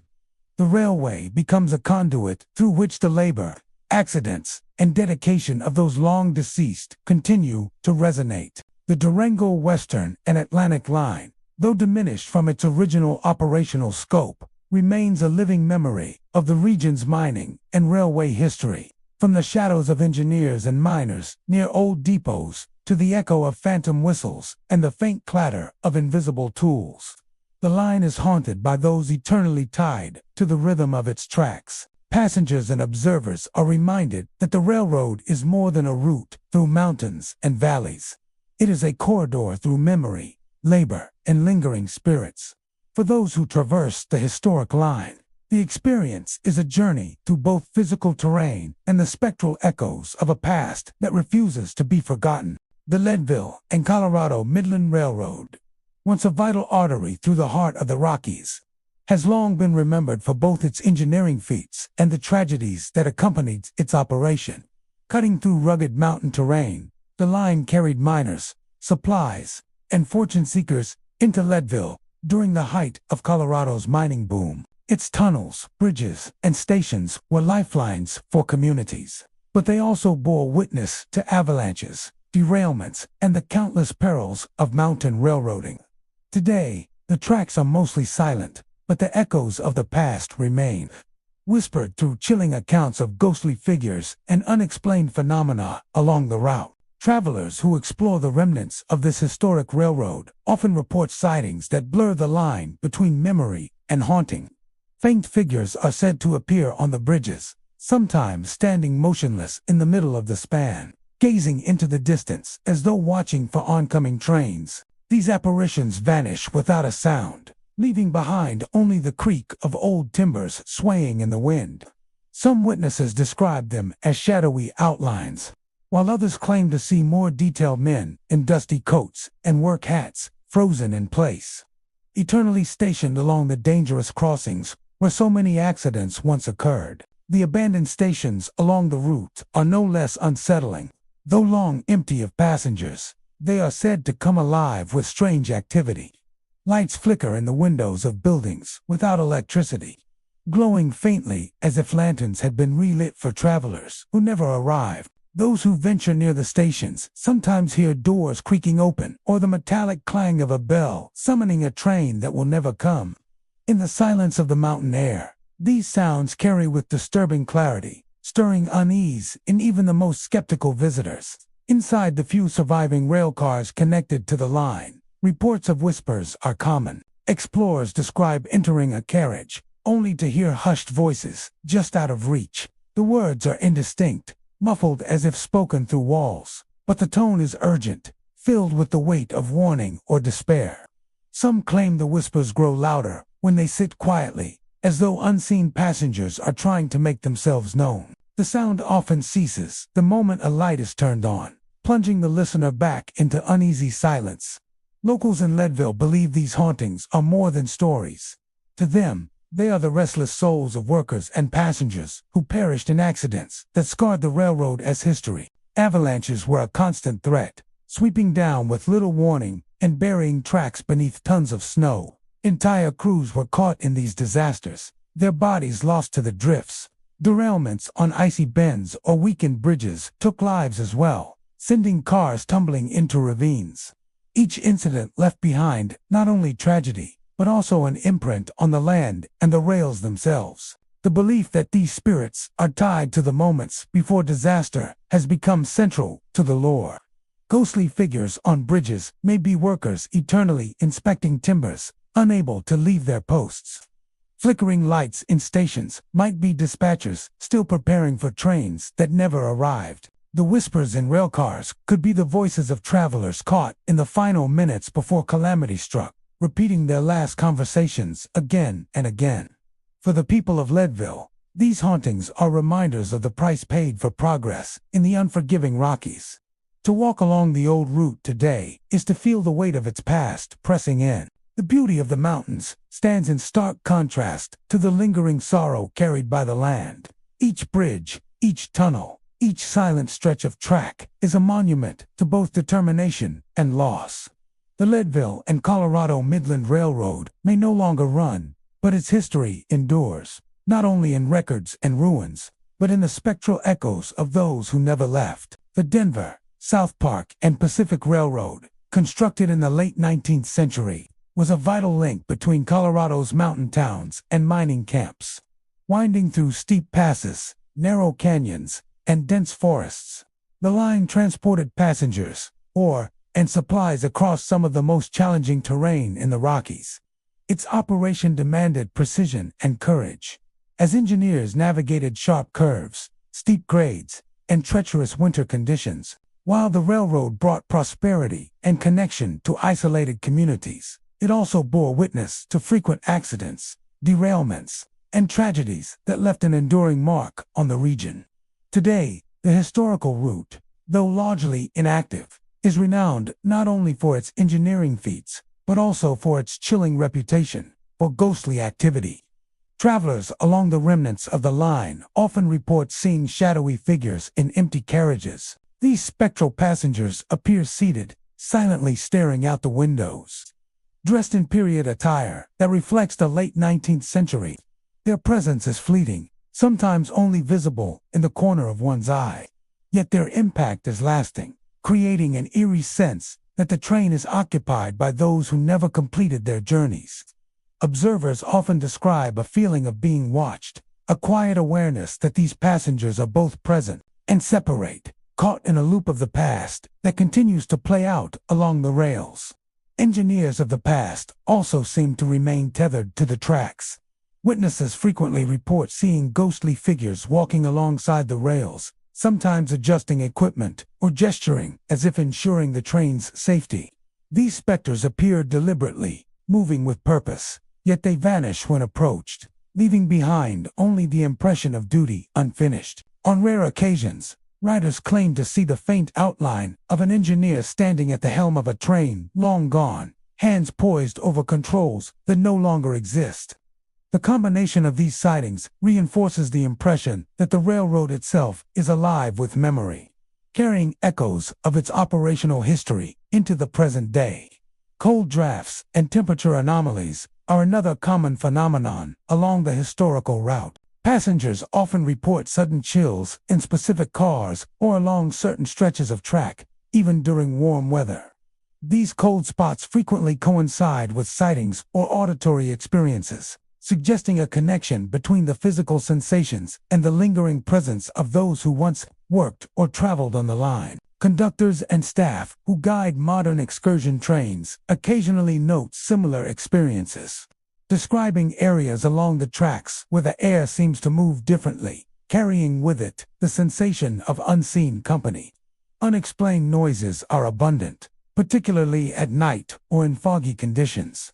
Riders have described the rhythmic clatter of wheels on rails, footsteps pacing empty carriages, and faint voices murmuring conversations long past. In some cases, the sounds replicate the actions of railway workers, the clanging of tools, the creak of wooden floorboards, or commands given to miners and passengers that seem to echo across time. Many visitors report that these sounds are most pronounced near trestles, bridges, or tunnels, places where accidents and dangerous working conditions were historically common. The eerie precision and consistency of these phenomena suggests that the railroad itself is preserving moments from its own perilous history. Fog and low visibility conditions often enhance the railroad's spectral reputation. Figures appear at the edges of the tracks or along platforms, emerging from mist before fading away as observers approach. Shadowy passengers sometimes seem to glide along carriages, while ghostly engineers can be glimpsed adjusting invisible levers or walking beside the rails with deliberate purpose. These appearances often coincide with other phenomena, such as unexplained noises or sudden cold drafts, creating a fully immersive experience that connects the observer to both the physical environment and its layered history. Abandoned depots and sidings along the historical line are also hotspots for paranormal activity. Many structures, long unused and slowly decaying, retain the energy of the railway's operational past. Lights flicker inexplicably, doors swing open or shut without cause, and footsteps echo across wooden platforms where no living person is present. Ghost hunters report electromagnetic anomalies and movement detected by cameras and sensors, further supporting the notion that the line is unusually active. Visitors walking along these derelict sections often experience the sensation of being accompanied, as if invisible eyes follow them along the tracks. The historical context of the Denver, South Park, and Pacific Railroad contributes heavily to these experiences. Its mountainous route was hazardous, with steep grades, narrow passes, and frequent winter storms, posing constant threats to engineers and passengers alike. Accidents were common, and miners traveling to or from remote camps sometimes lost their lives en route. Banditry and robbery, though less frequent, added another layer of danger. Locals believe that each tragedy left an imprint on the land and the rails, creating pockets of lingering energy that manifests in sight, sound, and sensation. Even daytime excursions can reveal subtle paranormal phenomena. Shifting shadows, fleeting figures glimpsed between trees, and unexplained chills provide reminders that the railroad's history is never far from the present. The combination of natural isolation, mountainous terrain, and historical trauma creates an environment where the past and present converge, allowing both travelers and historians to witness the spectral echoes of lives entwined with the railroad. Paranormal investigators frequently visit the route to document its unusual activity. EMF readings spike unpredictably. Audio recorders capture faint voices or the metallic clatter of invisible tools, and cameras occasionally record shadows or lights that cannot be explained by natural or mechanical sources. These findings reinforce decades of local and visitor accounts, solidifying the reputation of the Denver, South Park, and Pacific Railroad as one of Colorado's most haunted historical lines. The Denver, South Park, and Pacific Railroad remains a powerful reminder of the state's mining and railway history. Shadowy passengers in empty carriages, spectral engineers beside the tracks, unexplained noises, and sudden cold drafts all combine to create an experience that transcends ordinary sightseeing. For those who traverse the historic line today, the journey is not just a ride through mountainous terrain, but a passage through memory, tragedy, and the persistent presence of those eternally tied to the railroad's perilous past. The Colorado Central Railroad, originally constructed to connect Denver to the booming mining regions of the Rockies, was more than a line of steel and timber. It was a lifeline for miners, merchants, and travelers hoping to carve their fortunes out of Colorado's unforgiving landscape. Beginning in Golden and stretching toward the mountains, the route carried, supplies, and countless lives through an era defined by ambition and danger. The line wound its way through narrow passes, crossed precarious bridges, and touched towns that thrived and faded with the fortunes of silver and gold. But the Colorado Central's history was far from one of simple progress. It was also marked by derailments, violent accidents, labor disputes, and the unrelenting hazards of mining culture. These tragedies, combined with the intense energy of the railroad's heyday, have left the line with a haunting legacy that persists long after its trains have ceased to run. Travelers and locals alike tell stories of phantom miners appearing along abandoned sections of the track. These apparitions often emerge near the skeletal remains of depots and sidings. Dressed in ragged 19th-century work clothes, their faces obscured by dust and shadow. Witnesses describe seeing them leaning on pickaxes, resting against rail ties, or even gazing intently at passing trains as though waiting for a ride they missed long ago. Their presence is usually silent but unnerving, marked by sudden drops in temperature and a sense of unease that lingers even after they vanish. Many believe these are the spirits of miners who perished while traveling to and from the camps, or who died in the unforgiving mines that once fed the railroad its wealth. Engineers and railroad workers are also said to haunt the line. Apparitions of men in uniforms, carrying lanterns or adjusting tools, have been seen near old trestles and bridges. These spectral figures appear to be carrying out tasks, tightening bolts or checking rails, as if locked in eternal service to a railroad that no longer runs. Some onlookers claim the ghosts turn their heads to acknowledge the living, while others insist they vanish before any direct eye contact is made. The apparitions are sometimes accompanied by the faint clang of hammers striking steel, echoing through the stillness of the night when no work should be taking place.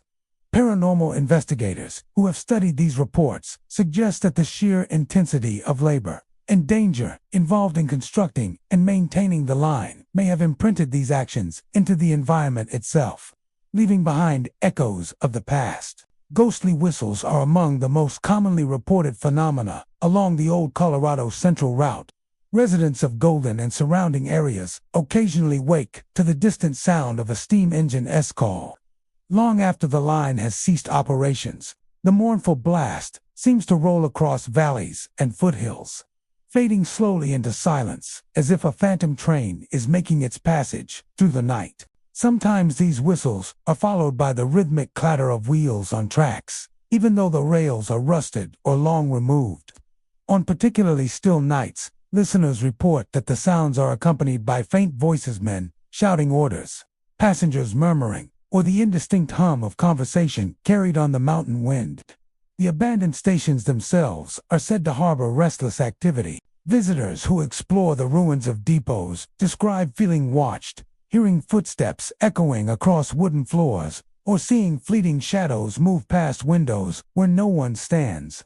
In Golden, where the railroad once bustled with traffic, old workers' accounts mention lanterns swinging in empty rooms and doors creaking open as though someone unseen had entered. In one particularly chilling story, a traveler exploring the remains of a sighting near the foothills reported seeing a group of men in mining gear boarding an invisible train. He watched them climb steps that weren't there, adjust their packs, and disappear into thin air as though swallowed by a train of shadows. Not all encounters are passive. Some who walk near the line report sudden surges of energy, like an invisible rush of air or a vibration beneath their feet, mimicking the passage of a train that never arrives. Others describe sensations of being brushed against, as though someone had passed close by, or feeling the weight of unseen eyes fixed on them. Paranormal researchers conducting nighttime vigils along the old route often record unexplained electromagnetic spikes and capture audio of faint hammering, whistling, or the metallic grind of wheels.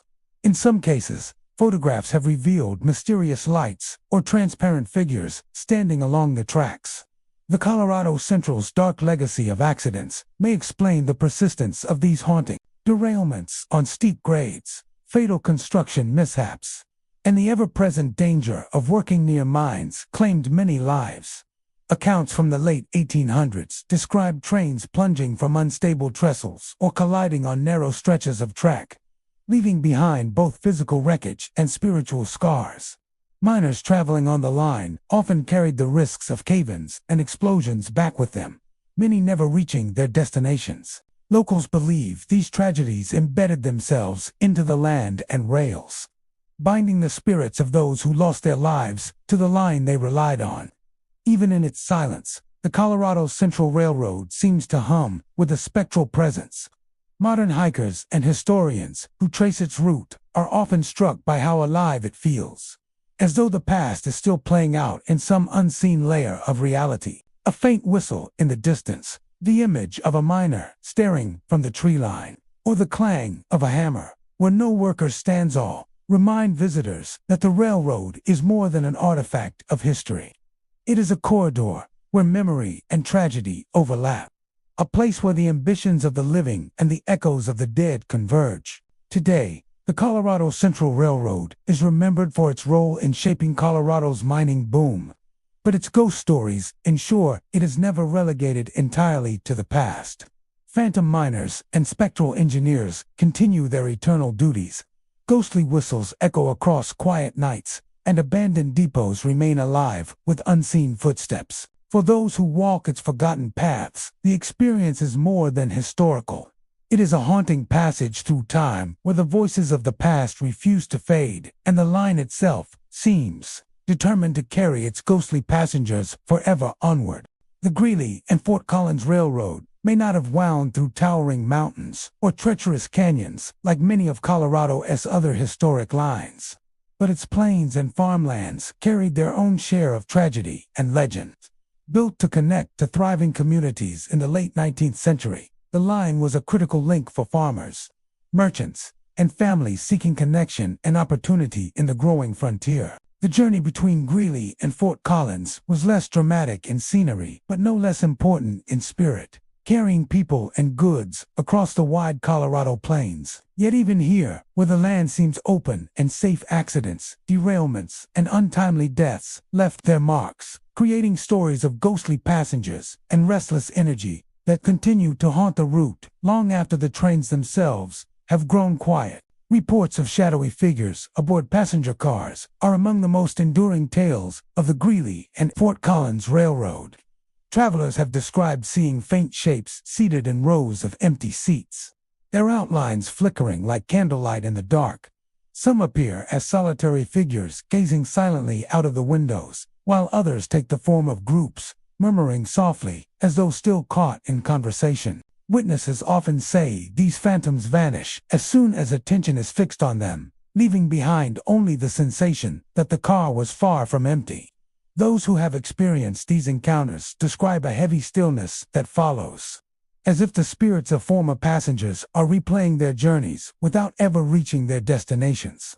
Conductors who worked the line told unsettling stories of invisible presences making themselves known. Some recalled feeling a hand brush against their arms or shoulders when no one was nearby, a fleeting yet distinct sensation that left them shaken. Others reported hearing their own names whispered in the wind of an otherwise silent carriage. The voices faint, disembodied, and impossible to trace. One former conductor recounted how, on multiple occasions, he felt someone tugging at his uniform sleeve as though trying to get his attention, only to turn and find the aisle empty. These experiences built a reputation among railway workers that the Greeley and Fort Collins line was not just a job, but a place where the past sometimes refused to stay buried. Along the rails themselves, strange lights have been reported for generations. Residents living near the old line speak of glowing orbs drifting along the tracks at night, moving with an eerie steadiness that mirrors the passage of a train. Sometimes the lights are bluish and faint, other times bright and white, like lanterns carried by unseen workers. A few witnesses claim to have seen the lights hover in midair before shooting off into the distance, vanishing into the darkness. These lights are often interpreted as spectral echoes of lanterns carried by engineers and brakemen who once walked the line, ensuring the safety of the tracks. Others believe they are tied to accidents, symbolic reminders of those who lost their lives along the route, their spirits eternally searching for a way home.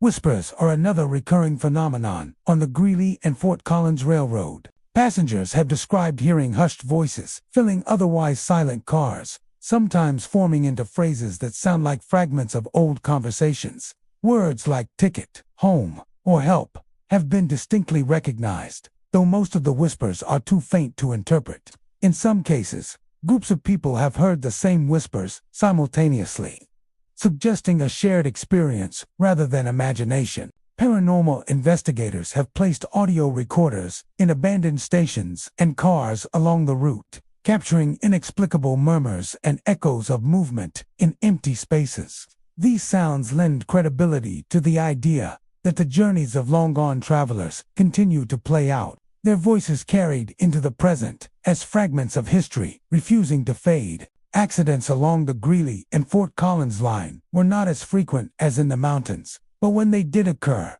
they were devastating. Derailments on unstable ground, collisions at crossings, and tragic missteps around moving trains all contributed to the line's darker reputation. One infamous wreck involved a passenger car tipping from the tracks during heavy rains, leaving several dead and many more injured. Locals still say that on stormy nights, cries and moans can be heard echoing across the plains near the site, blending with the sound of the wind. Another story tells of a brakeman who lost his life when a coupling failed, severing him from the very train he was working to secure. Lights and voices are often reported near the area where he died, leading many to believe his spirit still roams the tracks. Abandoned depots and sightings along the route serve as focal points for paranormal activity. Explorers entering these weathered buildings often describe the sensation of being watched, accompanied by the faint creak of floorboards and the shuffle of unseen feet. One depot, in particular, long since boarded up, is rumored to harbor the sound of a telegraph key tapping endlessly. Even though the wires have been gone for decades, others claim to have seen figures in period clothing standing at the platforms, glancing toward the horizon as if waiting for a train that will never arrive. These stations, once bustling with life, now serve as liminal spaces where the line's ghosts appear most vividly. Despite its quieter geography, the Greeley and Fort Collins Railroad has cemented itself as a deeply haunted corridor of the plains. Its spectral passengers, ghostly lights, phantom whispers, and lingering sensations of unseen company weave a story that blends history and haunting in equal measure. Unlike the dramatic mountain lines, this railroad speaks to the everyday lives of travelers who depended on it: farmers carrying goods, families visiting loved ones, workers heading to jobs in nearby towns. Each soul left an imprint, and those who lost their lives along the route seem bound to continue their journeys, whispering reminders of a past that will not be forgotten. Today, the line may no longer hum with the daily rhythm of trains, but its echoes remain. On still nights, when the wind sweeps across the plains, the sound of a phantom whistle can sometimes be heard in the distance, as if announcing the arrival of a train made not of iron and steam, but of memory and spirit.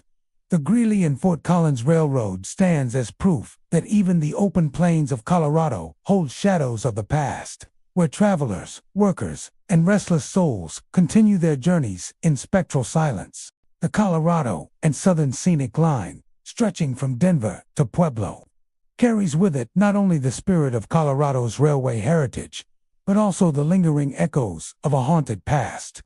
Though portions of the line remain active in modern form, stories of paranormal phenomena persist, suggesting that history has imprinted itself into every tie, rail, and station along the route. This corridor has seen countless journeys from the earliest steam-powered locomotives to present-day excursion trains, and while its primary purpose has always been to connect communities and industries, it has also borne witness to accidents, tragedies, and moments of human struggle. These layers of memory seem to have left behind a residue of energy that still lingers, felt most keenly by those who ride the line today. Among the most widely reported phenomena are unexplained footsteps on platforms, particularly at older depots that have stood since the early days of the railroad. Passengers and workers often describe hearing the steady rhythm of boots striking wooden planks, approaching and retreating in patterns that suggest a person pacing or waiting for a train. Yet when investigated, no one is present. Some stories tell of footsteps that follow travelers directly, matching their stride until the person turns, only to be met with emptiness. The sound is so distinct that it often convinces listeners someone is there, only to dissolve into silence as suddenly as it began. Many believe these phantom steps belong to workers and passengers who once waited along the platforms, their energy embedded in the very boards where they stood. Fleeting shadows in passenger cars are another common report. Travelers have described seeing human-shaped figures move swiftly through the aisles, only to vanish upon closer inspection.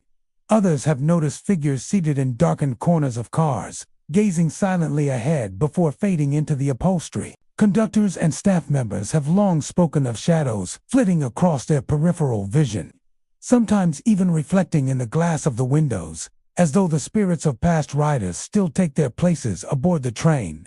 Paranormal investigators who have staged nighttime rides on this line often report capturing unexplained movements on video, blurs of dark shapes that appear where no person is present. Sudden chills are perhaps the most unsettling phenomenon, as they often appear to target specific passengers.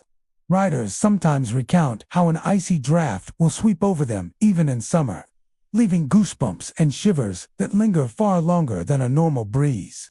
These cold spots frequently move, trailing behind individuals or settling in specific sections of the car for the duration of a journey. Conductors have observed entire groups of passengers react simultaneously, drawing jackets tighter or rubbing their arms, only to realize that the windows are sealed and the air around them is otherwise still.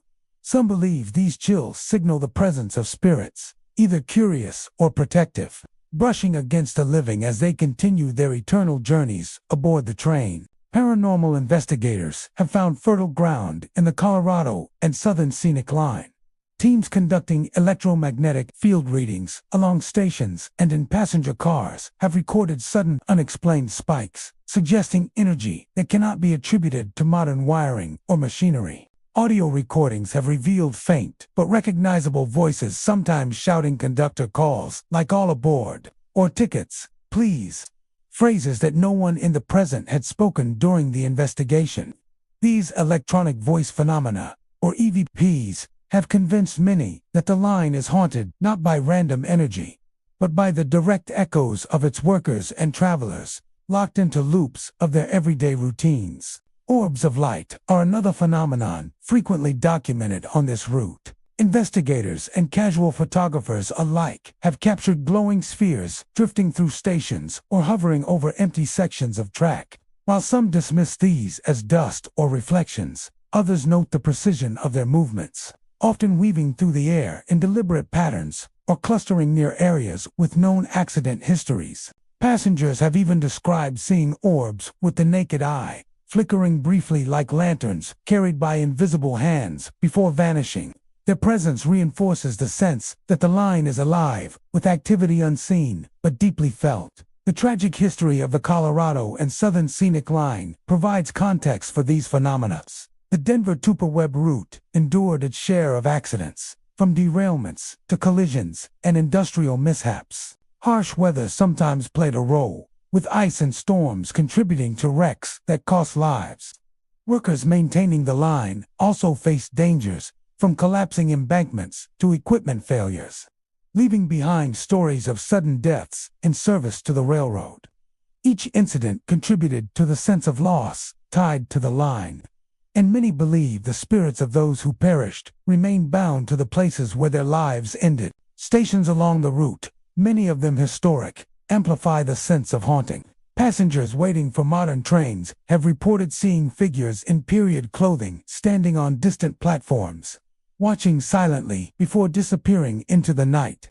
Others have heard the slam of doors and the creak of benches shifting under invisible weight. In certain depots, conductors have described lights flickering on and off without reason, as though responding to the arrival of trains that exist only in memory. These experiences tie directly to the line's past, when these depots were filled with bustling crowds, anxious travelers, and the constant rhythm of arrivals and departures. One particularly chilling account comes from a stretch of track outside Pueblo, where locals claim to hear a phantom whistle on still nights.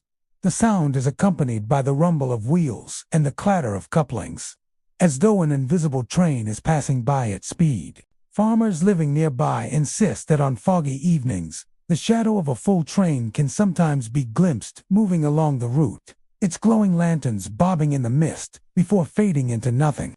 These ghostly trains seem to remind the living that the line, though modernized, still carries the imprints of every journey ever made upon it. Even today, the Colorado and Southern Scenic Line stands as both a functioning passage and a haunted relic. Its unexplained footsteps, spectral shadows, chilling drafts, and ghostly voices ensure that every ride is more than just a scenic journey, is also a brush with the past, a reminder that the line's history remains alive in spectral form. For those who dare to listen closely, the whispers of old train calls, the flicker of ghostly lights, and the press of unseen company provide proof that the railroad is not only a connection between cities but also between the living and the dead. The Cripple Creek Short Line, winding through the rugged terrain of one of Colorado's most storied mining towns, carries with it more than just the history of steel, timber, and fortune. Built to serve the booming gold mines of Cripple Creek, this narrow-gauge railway was once a lifeline for workers, prospectors, and families seeking their piece of the American dream. But where there was wealth and ambition, there was also danger, disaster, and death. The very tracks that once carried men toward opportunity also bore witness to accidents, cave-ins, derailments, and tragedies that etched themselves permanently into the town's soul. Today, though the short line is remembered as a marvel of engineering, many who travel along its remnants say it is also one of the most haunted stretches of rail in Colorado. Passengers describe an atmosphere that defies explanation. Some recount sudden and icy drafts sweeping through the cars, as though invisible hands were brushing past them. These chills linger, even when windows are tightly shut and the weather outside is calm. At times, the drafts move with unsettling intent, swirling around specific passengers before vanishing altogether. Conductors have long noted that the phenomenon appears in the same places on the line, as though tied to certain moments of history, perhaps the sites of accidents that left workers behind in the afterlife. Apparitions of miners are another recurring presence. Riders tell of looking to the windows, only to see pale, weary faces staring back at them from the reflection. These figures often appear dressed in the garb of another century. Dust-streaked shirts, suspenders, helmets, and soot-marked hands. Some witnesses insist the apparitions are not reflections at all, but stand just beyond the glass, peering inside from the night as the train moves forward. Their eyes are often described as hollow, scanning the cars as though searching for lost comrades or keeping watch over the very routes they once rode in life. These ghostly figures vanish as quickly as they appear, leaving behind only a sense of sorrow and longing. One of the most chilling reports is the sound of phantom rail activity when no train is in motion.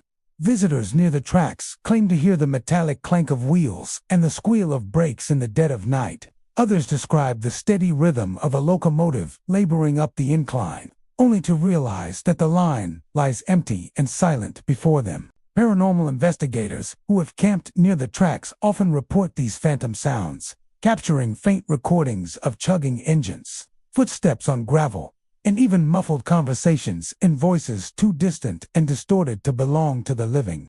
It is as if the line itself replays echoes of its busiest days, caught in a loop of spectral memory. The most iconic of these unexplained phenomena is the mournful call of a whistle. Locals tell of evenings when, with no train scheduled and no engine in sight, the sound of the short line's whistle drifts across the valley. Sometimes it is sharp and urgent, other times long and mournful, but always eerily convincing. Old-timers say the whistle acts as a warning, a spectral signal meant to alert travelers of danger. Stories passed through generations describe how engineers would sound the whistle to signal avalanches, washouts, or broken tracks. Some believe the ghostly whistle is the lingering effort of long-dead railroad men, still trying to protect the living from hazards on the line. Accidents tied to the short line only add weight to these stories. The route, carved through steep cliffs and narrow canyons, was notoriously treacherous. Heavy loads of ore, unpredictable weather, and sharp curves often led to derailments.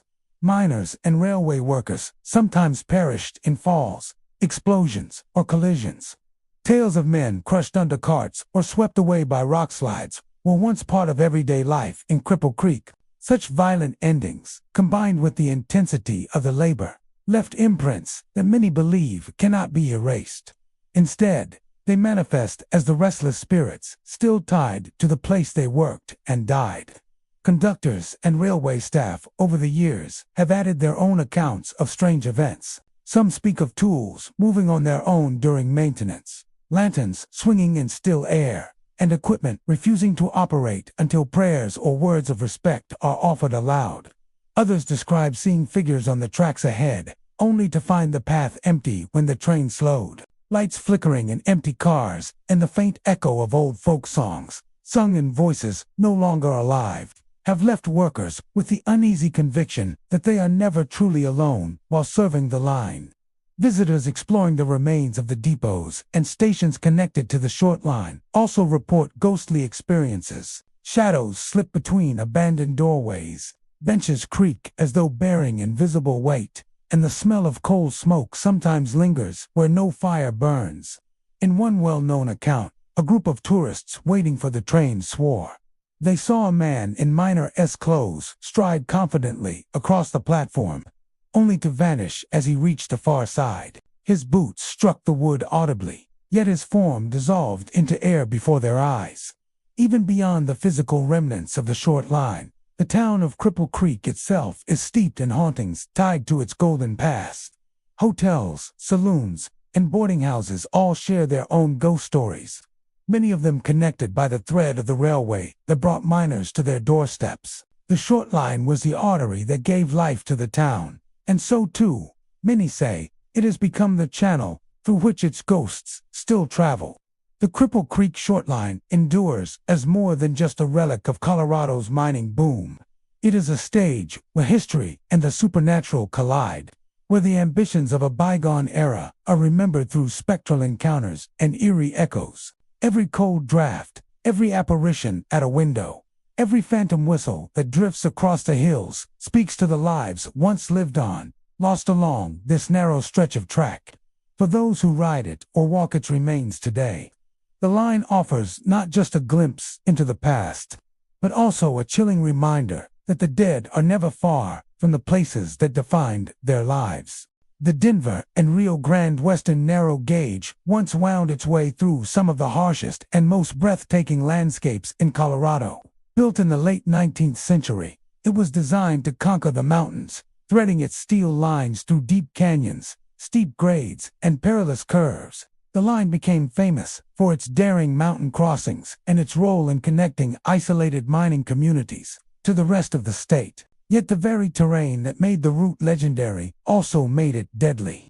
Snowslides, avalanches, sudden derailments, and treacherous mountain passes claimed the lives of countless workers and passengers, and though the locomotives themselves eventually ceased running in their original form, the Denver and Rio Grande Western Narrow Gauge left behind something more than rusting tracks and old photographs. Many believe the line still hums with spectral energy, haunted by the men and women who lost their lives to its unforgiving journey. Travelers who explore the historical remnants of the line, or who ride on modern trains tracing sections of its route, often report disturbing experiences. Among the most common sightings are shadowy figures pacing along the tracks. Witnesses describe seeing these forms in the mist or twilight, walking steadily with lanterns in hand, their movements mechanical and repetitive. Sometimes they vanish mid-stride, dissolving into the thin mountain air. Others appear only as outlines, gliding just above the ground, as though untethered from the world of the living. Many locals believe these are the spirits of engineers and track workers who died in derailments or snowslides, still patrolling the line they never truly left behind. The phantom whistle is another chilling hallmark of the Denver and Rio Grande Western Narrow Gauge. Residents of mountain towns once served by the line claim to hear its mournful cry in the dead of night, even when no train is scheduled and the tracks themselves lie abandoned. The sound cuts through the silence of the valleys, echoing as if carried by invisible engines. Some say the whistle signals the passage of ghost trains, spectral locomotives still making their rounds long after the steel wheels cease to turn. Others insist the whistle serves as a warning, a final echo of engineers who once risked everything to keep passengers safe. Whatever its source, the sound leaves listeners shaken, a reminder that history is never truly silent. Inside old cars that have been preserved or displayed, visitors often describe sensations of being watched. Cold drafts sweep through enclosed compartments, and the seats creak as though invisible passengers shift their weight. More unsettling still are the whispers, faint voices calling out names, muffled conversations that stop abruptly when one leans in to listen. Some conductors and preservation staff have even claimed to hear phantom footsteps pacing the aisles. heavy boots echoing against wooden floors with no one visible to create the sound. These manifestations are said to be strongest in areas where tragedies occurred, as though the very fabric of time has recorded and replayed the final moments of those who perished there. The route itself was notorious for accidents. Avalanches often swept cars from the tracks, burying crews beneath tons of snow. Derailments on steep curves sent locomotives tumbling into canyons, taking lives with them in sudden, violent crashes. Entire crews sometimes vanished in storms, their bodies never recovered. Their last desperate struggles lost to the snow and rock. These stories of disappearance and sudden death fuel the belief that the line is haunted by restless spirits, condemned to replay their final journeys endlessly. Modern-day paranormal investigators have flocked to the remains of the Denver and Rio Grande Western Narrow Gauge.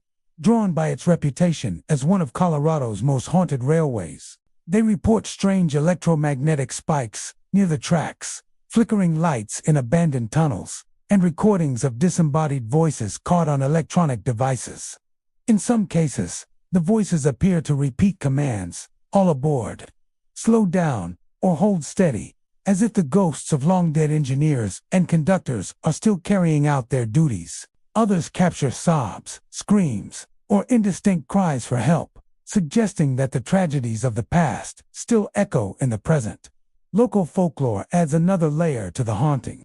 Some stories tell of a ghostly train that emerges during snowstorms, its headlight glowing faintly in the whiteout, only to vanish before reaching the next station. Others speak of miners appearing along the line, spectral figures who stand in silence, staring at the trains before fading into the night. These miners, many believe, are the spirits of men who relied on the line to transport them to and from the mountains, only to meet their end in accidents tied to the railway. For those who ride tourist trains that still traverse parts of the original route, the atmosphere can be both awe-inspiring and unsettling. The scenic vistas of towering peaks, narrow gorges, and winding rivers are often accompanied by feelings of unease.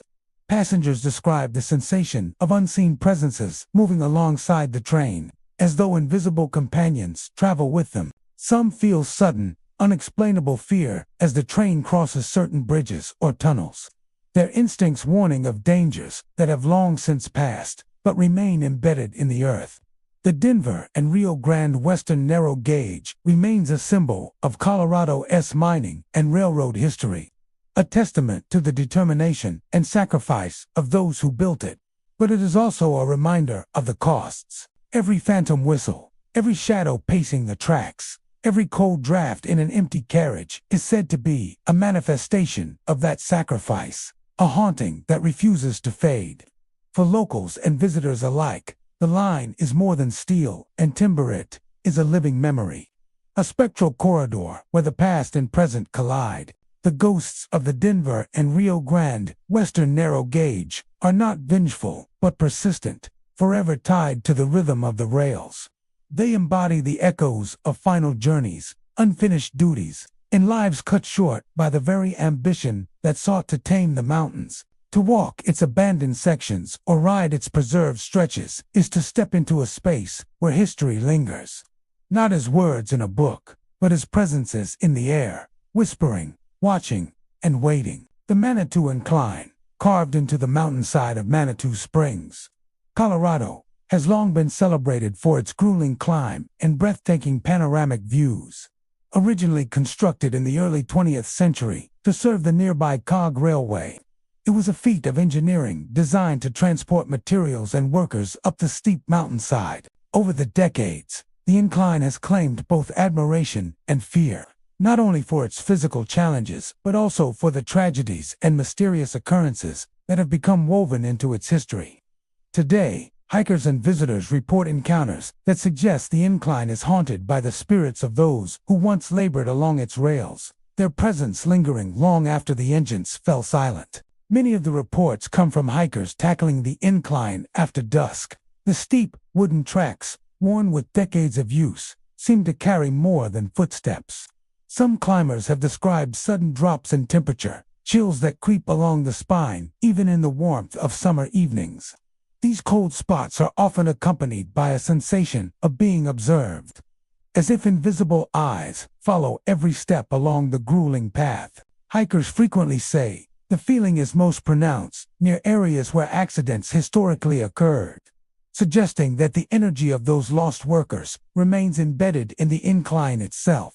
Ghostly figures are a common sight along the Manitou Incline. Witnesses report glimpsing men dressed in early 20th century railway uniforms, appearing on or beside the tracks as if conducting maintenance or preparing for a long-forgotten journey. These apparitions often appear in fleeting glimpses, a shadow moving across the track, a reflection of a lantern, or a silhouette perched momentarily against the mountainside. Many hikers describe feeling compelled to slow their pace or stop entirely, sensing that the spirits are observing or attempting to communicate. Some claim that the figures seem protective, appearing to guide them away from steep edges or treacherous footing, as though the ghosts remain devoted to the safety of travelers, even in death. Auditory phenomena are also frequently reported. Hikers and early morning visitors often hear faint voices echoing along the incline, murmurs that resemble the hurried calls of railway workers. Phrases like "hold fast," "step carefully," or the distant whistle of an engine sometimes float through the mist. Though no mechanical source is present, some accounts even describe sudden shouts, cries of warning, or the metallic clang of tools striking the rails, creating the sensation that the incline is alive with activity from another era. Those who have recorded audio near the tracks often capture faint, inexplicable sounds, footsteps pacing where no one stands, distant voices, and the ghostly rhythm of machinery that no longer exists. The history of accidents on the Manitou Incline helps explain these haunting experiences. The original cog railway and its support systems were built in a time when safety regulations were rudimentary and the terrain unforgiving. Workers were frequently injured or killed by falls, equipment malfunctions, or sudden rock. Even minor missteps on the steep, narrow tracks could be fatal, and many laborers lost their lives along the very path that hikers now follow for recreation. Some spirits are thought to belong to these early operators, their presence tied to the physical and emotional exertion required to conquer the incline. In addition to apparitions and sounds, hikers occasionally report the sensation of invisible touches. Some feel a hand brush against their shoulder or back, a gentle pressure that seems to guide or warn them. Others describe the feeling of being lightly pushed or pulled in moments of imbalance, as if the incline itself, for the spirits who inhabit it, assists in navigating the treacherous path. These experiences often coincide with locations known for past accidents or where the original railway infrastructure still remains, further suggesting that the ghosts are not malevolent, but rather attentive to the safety of the living. Even during the day, the incline seems to retain an aura of otherworldliness. Long shadows stretch across the rails and adjacent slopes, giving the impression of movement where there is none. Some hikers report glimpsing fleeting figures along the trail, visible only in peripheral vision, vanishing whenever directly observed. The combination of steep terrain, narrow pathways, and lingering echoes of history creates a sensory environment that is both physically demanding and psychologically charged, amplifying the perception of ghostly activity. Paranormal investigators have long been drawn to the Manitou Incline. EMF readings along the tracks often spike without electrical sources nearby, and photographic attempts frequently capture anomalous shapes and lights that cannot be attributed to natural phenomena. EVPs, or electronic voice phenomena, recorded along the incline sometimes include phrases and commands consistent with early railway operations, such as instructions to maintain balance, check rails, or signal upcoming dangers. Investigators suggest that these experiences may be residual hauntings, imprints of high-stress events replaying in the environment. For locals and frequent hikers, the Manitou Incline is not just a challenging workout, but a living memorial. The apparitions, whispers, and ghostly touches connect the present with the incline's operational history, preserving the memory of those who built and maintained the railway under harsh conditions. Many who encounter these phenomena describe a sense of respect and reverence for the spirits, acknowledging their presence while continuing to climb. In this way, the incline serves as both a historical landmark and a liminal space, where the living and the spectral intersect along every steep step and weathered rail. The Manitou Incline remains a testament to human perseverance and the haunting power of memory. Its steep climbs and breathtaking vistas are inseparable from the spectral presence of those who once labored and, in some cases, perished on its tracks. Ghostly operators, cold drafts, faint orders, and protective touches ensure that the incline is more than a trailet, is a corridor of history, endurance, and lingering spirits. Those who traverse its rails today are not only climbing a mountain, they are walking alongside the echoes of the past, guided, warned, and observed by the ghosts who still call the Manitou Incline home. The Leadville Short Line, a historic rail route winding through the heart of Colorado's mining country, carries with it a legacy of both human ambition and lingering tragedy. Built during the boom of the late 19th century, it served as a vital link for miners, merchants, and travelers moving between the high-altitude town of Leadville and surrounding settlements. The line's narrow tracks traced treacherous cliffs, spanned wooden bridges, and tunneled through rocky ridges, all feats of engineering that came with significant risk.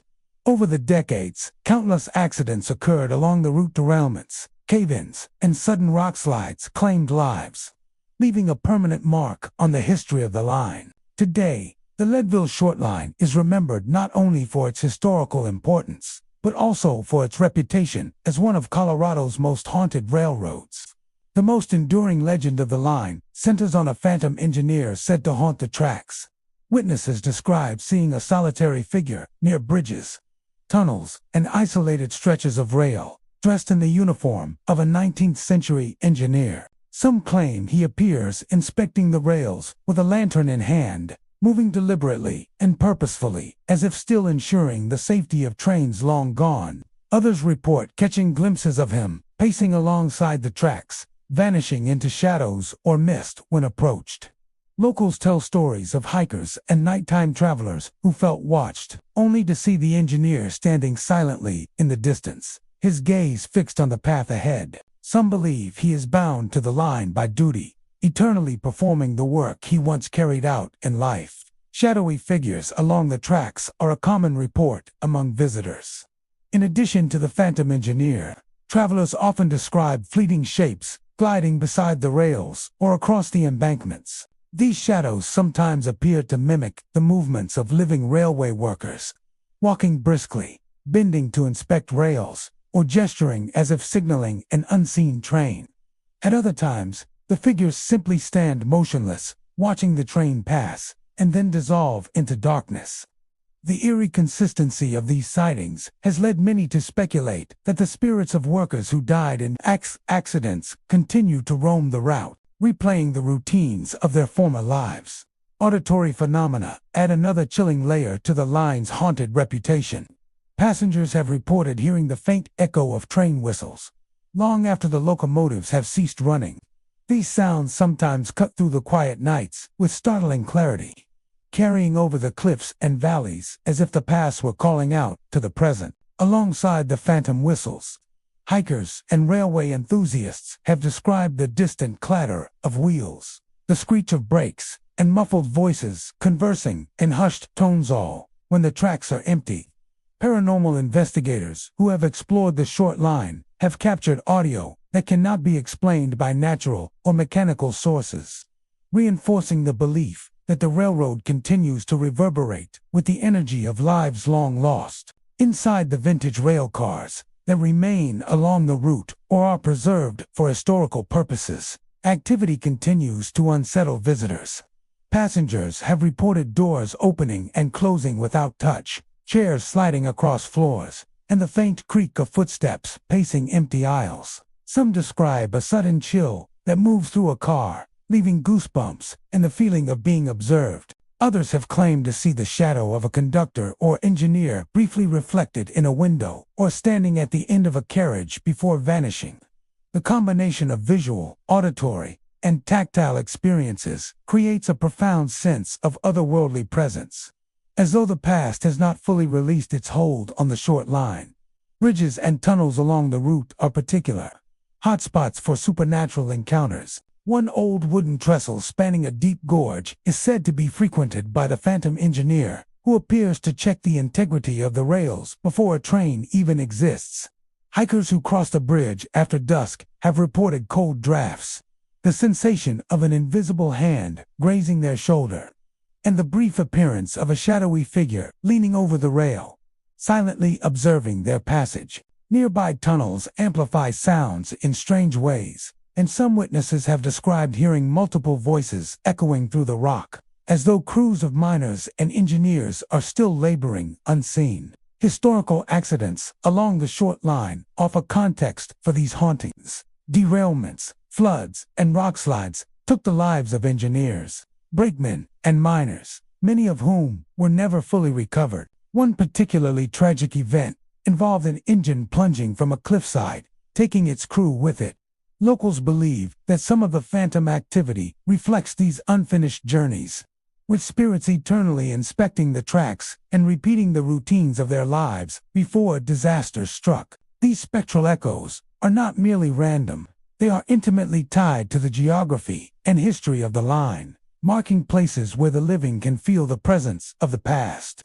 Paranormal investigators have taken a particular interest in the Leadville Short Line. EMF readings often spike unexpectedly near bridges and along isolated stretches of track, and photographs frequently capture anomalies such as orbs of light or faint human-shaped shadows. Electronic voice phenomenon EVP sessions sometimes record fragments of railway commands or muffled voices calling out, lending credence to reports of ghostly engineers and workers still at their posts. Many investigators suggest that the line functions as a residual haunting, a replay of intense, emotion-laden events that refuse to fade. Even in modern times, the short line's aura persists. Hikers, history enthusiasts, and tourists report a mixture of awe and unease while exploring its rails and remnants. Every sudden chill, every echoing whistle, and every shadow along the tracks reminds visitors that the history of the railroad is inseparable from the lives and deaths of those who built and operated it. The phantom engineer, the moving chairs, and the spectral passengers all testify to a past that remains alive, if only in memory and spirit. The Leadville Short Line endures as both a testament to Colorado's mining and railroad history and a corridor of lingering spectral presence.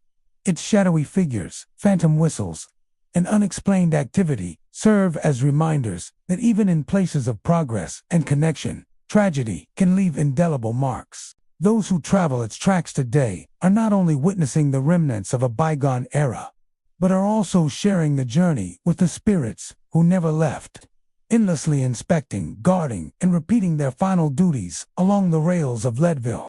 The Durango narrow-gauge night trains, winding their way through the rugged San Juan Mountains of Colorado, offer passengers more than just a scenic journey.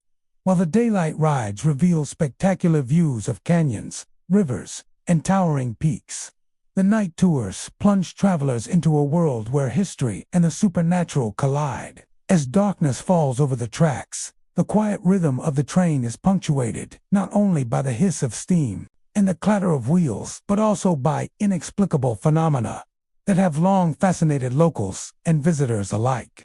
Passengers report experiences that suggest the railroad is alive with echoes of the past, a place where the miners, travelers, and engineers who once relied on its route continue to linger, if only in spectral form. From the moment the train begins its ascent, a chill can settle over the cars. Many riders describe sudden drops in temperature that cannot be attributed to the mountain air or open windows. These cold spots seem to move unpredictably, brushing along the seats and aisles as if unseen entities are passing by. Some passengers feel a presence hovering nearby, a sensation of being watched or even guided along the route. The experience can be unsettling, but it also imbues the journey with an eerie authenticity, a connection to the countless individuals who traversed these tracks before the age of electric lights and modern comforts. Ghostly figures are among the most commonly reported phenomena. Passengers often glimpse shadowy forms at the edges of their vision. Miners in dust-streaked work clothes, travelers carrying lanterns, and engineers in uniforms that belong to another century. These apparitions rarely linger long enough for a detailed view, appearing and vanishing in a blink, yet their presence is undeniable. Some are reported standing beside the tracks, peering into the windows of the moving train, while others appear within empty cars, seated as if waiting for a departed conductor to arrive. Witnesses describe a profound sense of continuity, as if these figures are caught in a loop, endlessly performing the routines of their lives long after death. Auditory phenomena are equally compelling. Passengers often report faint whispers and murmurs echoing through the cars, indistinct but unmistakable. Some describe hearing the distant clanging of tools, the rhythmic tapping of boots along the aisles, or the creak of rail cars rocking in response to phantom movements.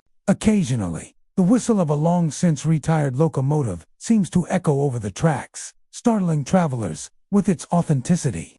These sounds often coincide with locations that were historically significant, such as old mining sidings, trestle bridges, or sharp curves where accidents once occurred, suggesting that the echoes are tied to specific moments in the railroad's past. Inside the vintage passenger cars, subtle disturbances add to the haunting ambience. Riders report doors opening and closing without touch, seats sliding slightly as though occupied by invisible passengers, and the sudden feeling of being gently nudged or brushed by an unseen presence. Many describe the sensation of being followed, with an invisible companion moving alongside them through the car. The combination of visual, auditory, and tactile phenomena creates a sensory environment that blurs the line between the living and the spectral, making the night rides an experience both thrilling and terrifying. The history of the Durango Narrow Gauge Railroad provides a context for these hauntings. Built to serve the mining communities of southwestern Colorado, the line was essential for transporting ore, supplies, and passengers through rugged and often dangerous terrain. Accidents were common. Derailments, rock slides, sudden snowstorms, and equipment failures claimed lives and left behind stories of heroism and tragedy. Many workers and passengers perished along the route, and locals believe that the spirits of those lost continue to roam the tracks. Ghostly engineers are said to patrol their former domains, ensuring that the trains and travelers remain safe even long after their deaths, while miners and passengers replay their final journeys in an endless spectral loop. Investigators and paranormal enthusiasts have documented numerous anomalies along the night train route. EMF readings spike unexpectedly in empty cars. Photographs capture fleeting orbs or shadowy shapes. And electronic voice phenomena. EVPs often record faint commands, cries, or the sound of footsteps that do not belong to any living person. Many recordings appear in locations associated with historical incidents, reinforcing the idea that the haunting is tied to specific events and not random energy. These findings contribute to the line's reputation as one of the most haunted railroads in Colorado, particularly during after-dark excursions. Some passengers have described moments of direct interaction with the spirits. Lights flicker in rhythm with their movement. Cold drafts accompany fleeting touches, and figures sometimes seem to mirror passengers' gestures or positions in the cars. The experiences are reported as fleeting yet unforgettable, leaving riders with a lingering impression that the line is a conduit to the past. Even seasoned travelers who are familiar with the region often admit to a heightened sense of unease when the train passes through historically significant stretches of track where accidents, landslides, and labor hardships left their mark on both the landscape and the collective memory of the railroad. The thrill of riding the Durango narrow-gauge night trains lies in this blending of history and the supernatural. By day, the line is a scenic marvel, offering views of Colorado's majestic mountains and verdant valleys.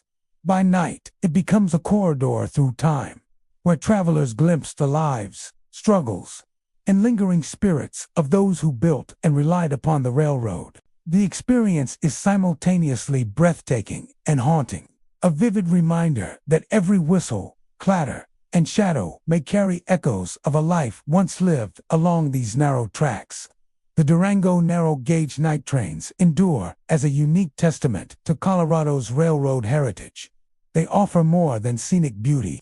They provide a journey into the unknown, a passage where the present meets the spectral past. Passengers are not merely observers, they are participants in a story that stretches across time, sharing the tracks with miners, travelers, and engineers who continue their eternal journeys, replaying the rhythms of the rails, whispering their presence into the night, and reminding all who ride that the past is never truly gone. The Colorado Ghost Train, a seasonal attraction that runs through some of the state's most scenic and historic railways, promises passengers an immersive experience in both Colorado's natural beauty and its storied past. Marketed as a themed journey into the supernatural, the train traverses old mining routes, narrow canyons, and forested valleys, often stopping at locations steeped in tragic history, while the tour embraces the thrill of ghost stories, lantern-lit tales, and theatrics designed to entertain. Many passengers have reported encounters that seem far beyond scripted performances, suggesting that the spirits of Colorado's railroad past are still very much present along the rails. From the moment the train departs the station, the air feels charged with an otherworldly energy. Guests frequently describe sudden drops in temperature, chills that seem to follow them down the aisles, and a subtle sense of being watched, even in the modern, climate-controlled cars. These cold spots appear inexplicably, often in the same sections of the train or at the same mile markers along the route. Conductors and staff have noted that these phenomena are strongest when the train passes historic sites of accidents or abandoned stations, as though the very ground remembers the events that occurred decades ago. Phantom passengers are among the most reported sightings on the Colorado Ghost Train. Riders have glimpsed figures, seated in empty compartments, their forms appearing briefly before fading as if dissolving into the air. Some of these apparitions resemble miners in period uniforms, others travelers from the early 20th century, and occasionally, staff have noticed a fleeting outline of a long-dead engineer standing at the end of a car. These spirits rarely interact directly with the living, but their presence is palpably, unshakable feeling that the cars are not entirely empty, that the train carries more than its visible passengers along the tracks. Unexplained sounds accompany these ghostly sightings. Passengers often hear faint whispers echoing down the corridors, murmurs of conversation in languages or tones that no living person can identify. Others report the distant clatter of rail cars, the metallic scrape of wheels on steel, or the soft hum of machinery that no engine currently operates. The most common auditory phenomena is the sudden, unmistakable whistle of a train, sometimes heard in the middle of the night when the ghost train is stationary, sometimes during moments of calm between storytelling events. Locals and frequent riders insist that these sounds are echoes from the railroad's past, the residual energy of engines, miners, and passengers who were lost along the route long before modern tourism brought the line back to life. Inside the cars, passengers sometimes experience tactile anomalies. Doors have been reported to open and close without cause. Chairs slide slightly across the floors, and passengers occasionally feel a light brush of air against their arms or shoulders. These sensations often coincide with the visual or auditory phenomena, creating a comprehensive sense of otherworldly activity. Many guests describe the feeling of being accompanied, of unseen eyes following their movements, particularly when traveling through areas historically associated with accidents, avalanches, or derailments. The train's path adds a profound historical context to these experiences. As it winds through Colorado's mountain terrain, the route passes sites where mining operations once thrived, where early railroads faced treacherous conditions, and where accidents claimed lives. Stories of derailments, cave-ins, and falls have persisted for generations. And it is at these very points that paranormal activity seems most concentrated. Riders report seeing shadows moving along cliff edges, glimpses of miners leaning from abandoned platforms, or the faint glow of lanterns in the distance. For some, the ghost train becomes not merely a themed tour, but a journey through time, where past and present overlap. Paranormal investigators who have explored the Colorado Ghost Train often corroborate passenger experiences. EMF spikes are commonly detected near older sections of track, and photographic attempts frequently capture anomalies, faint silhouettes, moving lights, or shapes that cannot be explained by reflections or camera errors. Electronic voice phenomena, EVP sessions regularly record fragmented voices or distant calls, including phrases like, "hold the line," "watch the curve," or simple names being called out. Investigators suggest that these manifestations may be residual hauntings, imprints of intense, emotional events replaying across the very landscapes where they occurred. Despite its modern design and theatrical presentation, the train has earned a reputation for genuine paranormal encounters. Guides often emphasize the historical tragedies of the regions the train passes through, recounting tales of miners, travelers, and engineers who lost their lives to avalanches, landslides, and accidents. Many passengers note that the stories feel alive in ways that go beyond narration. The sudden chills, flickering shadows, and inexplicable sounds all lend credence to the idea that the train itself serves as a conduit for lingering spirits. Some riders report interactive experiences that are subtle yet undeniable. Lights flicker in rhythm with movement. Soft taps or brushes coincide with footsteps along the cars, and shadows sometimes seem to mirror passengers' actions.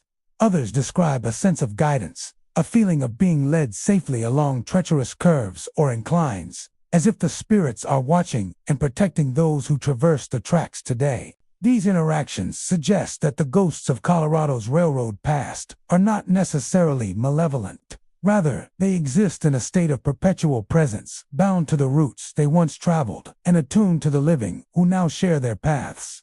The Colorado Ghost Train, in essence, is a bridge between eras. While it offers entertainment and scenic beauty, it also invites reflection on the lives, hardships, and tragedies that shape the region. Every whistle, shadow, chill, and whisper is a reminder that the past persists in the present, and that the line between history and the supernatural is often thin. For those who ride after dark, the train provides not only a journey through the mountains, but also an encounter with the spirits who continue to roam the rails.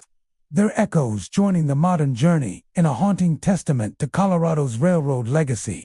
Our ride has come to an end, but the echoes of these haunted trains linger on. From ghostly whistles to shadowed figures along the tracks, Colorado's rails remind us that history never truly dies, it waits, quietly, in the corners of the night. Thank you for riding with me through these spectral journeys. Keep your lanterns ready, your heart steady, and remember, somewhere out there, the trains are still running at midnight, carrying passengers you may never see.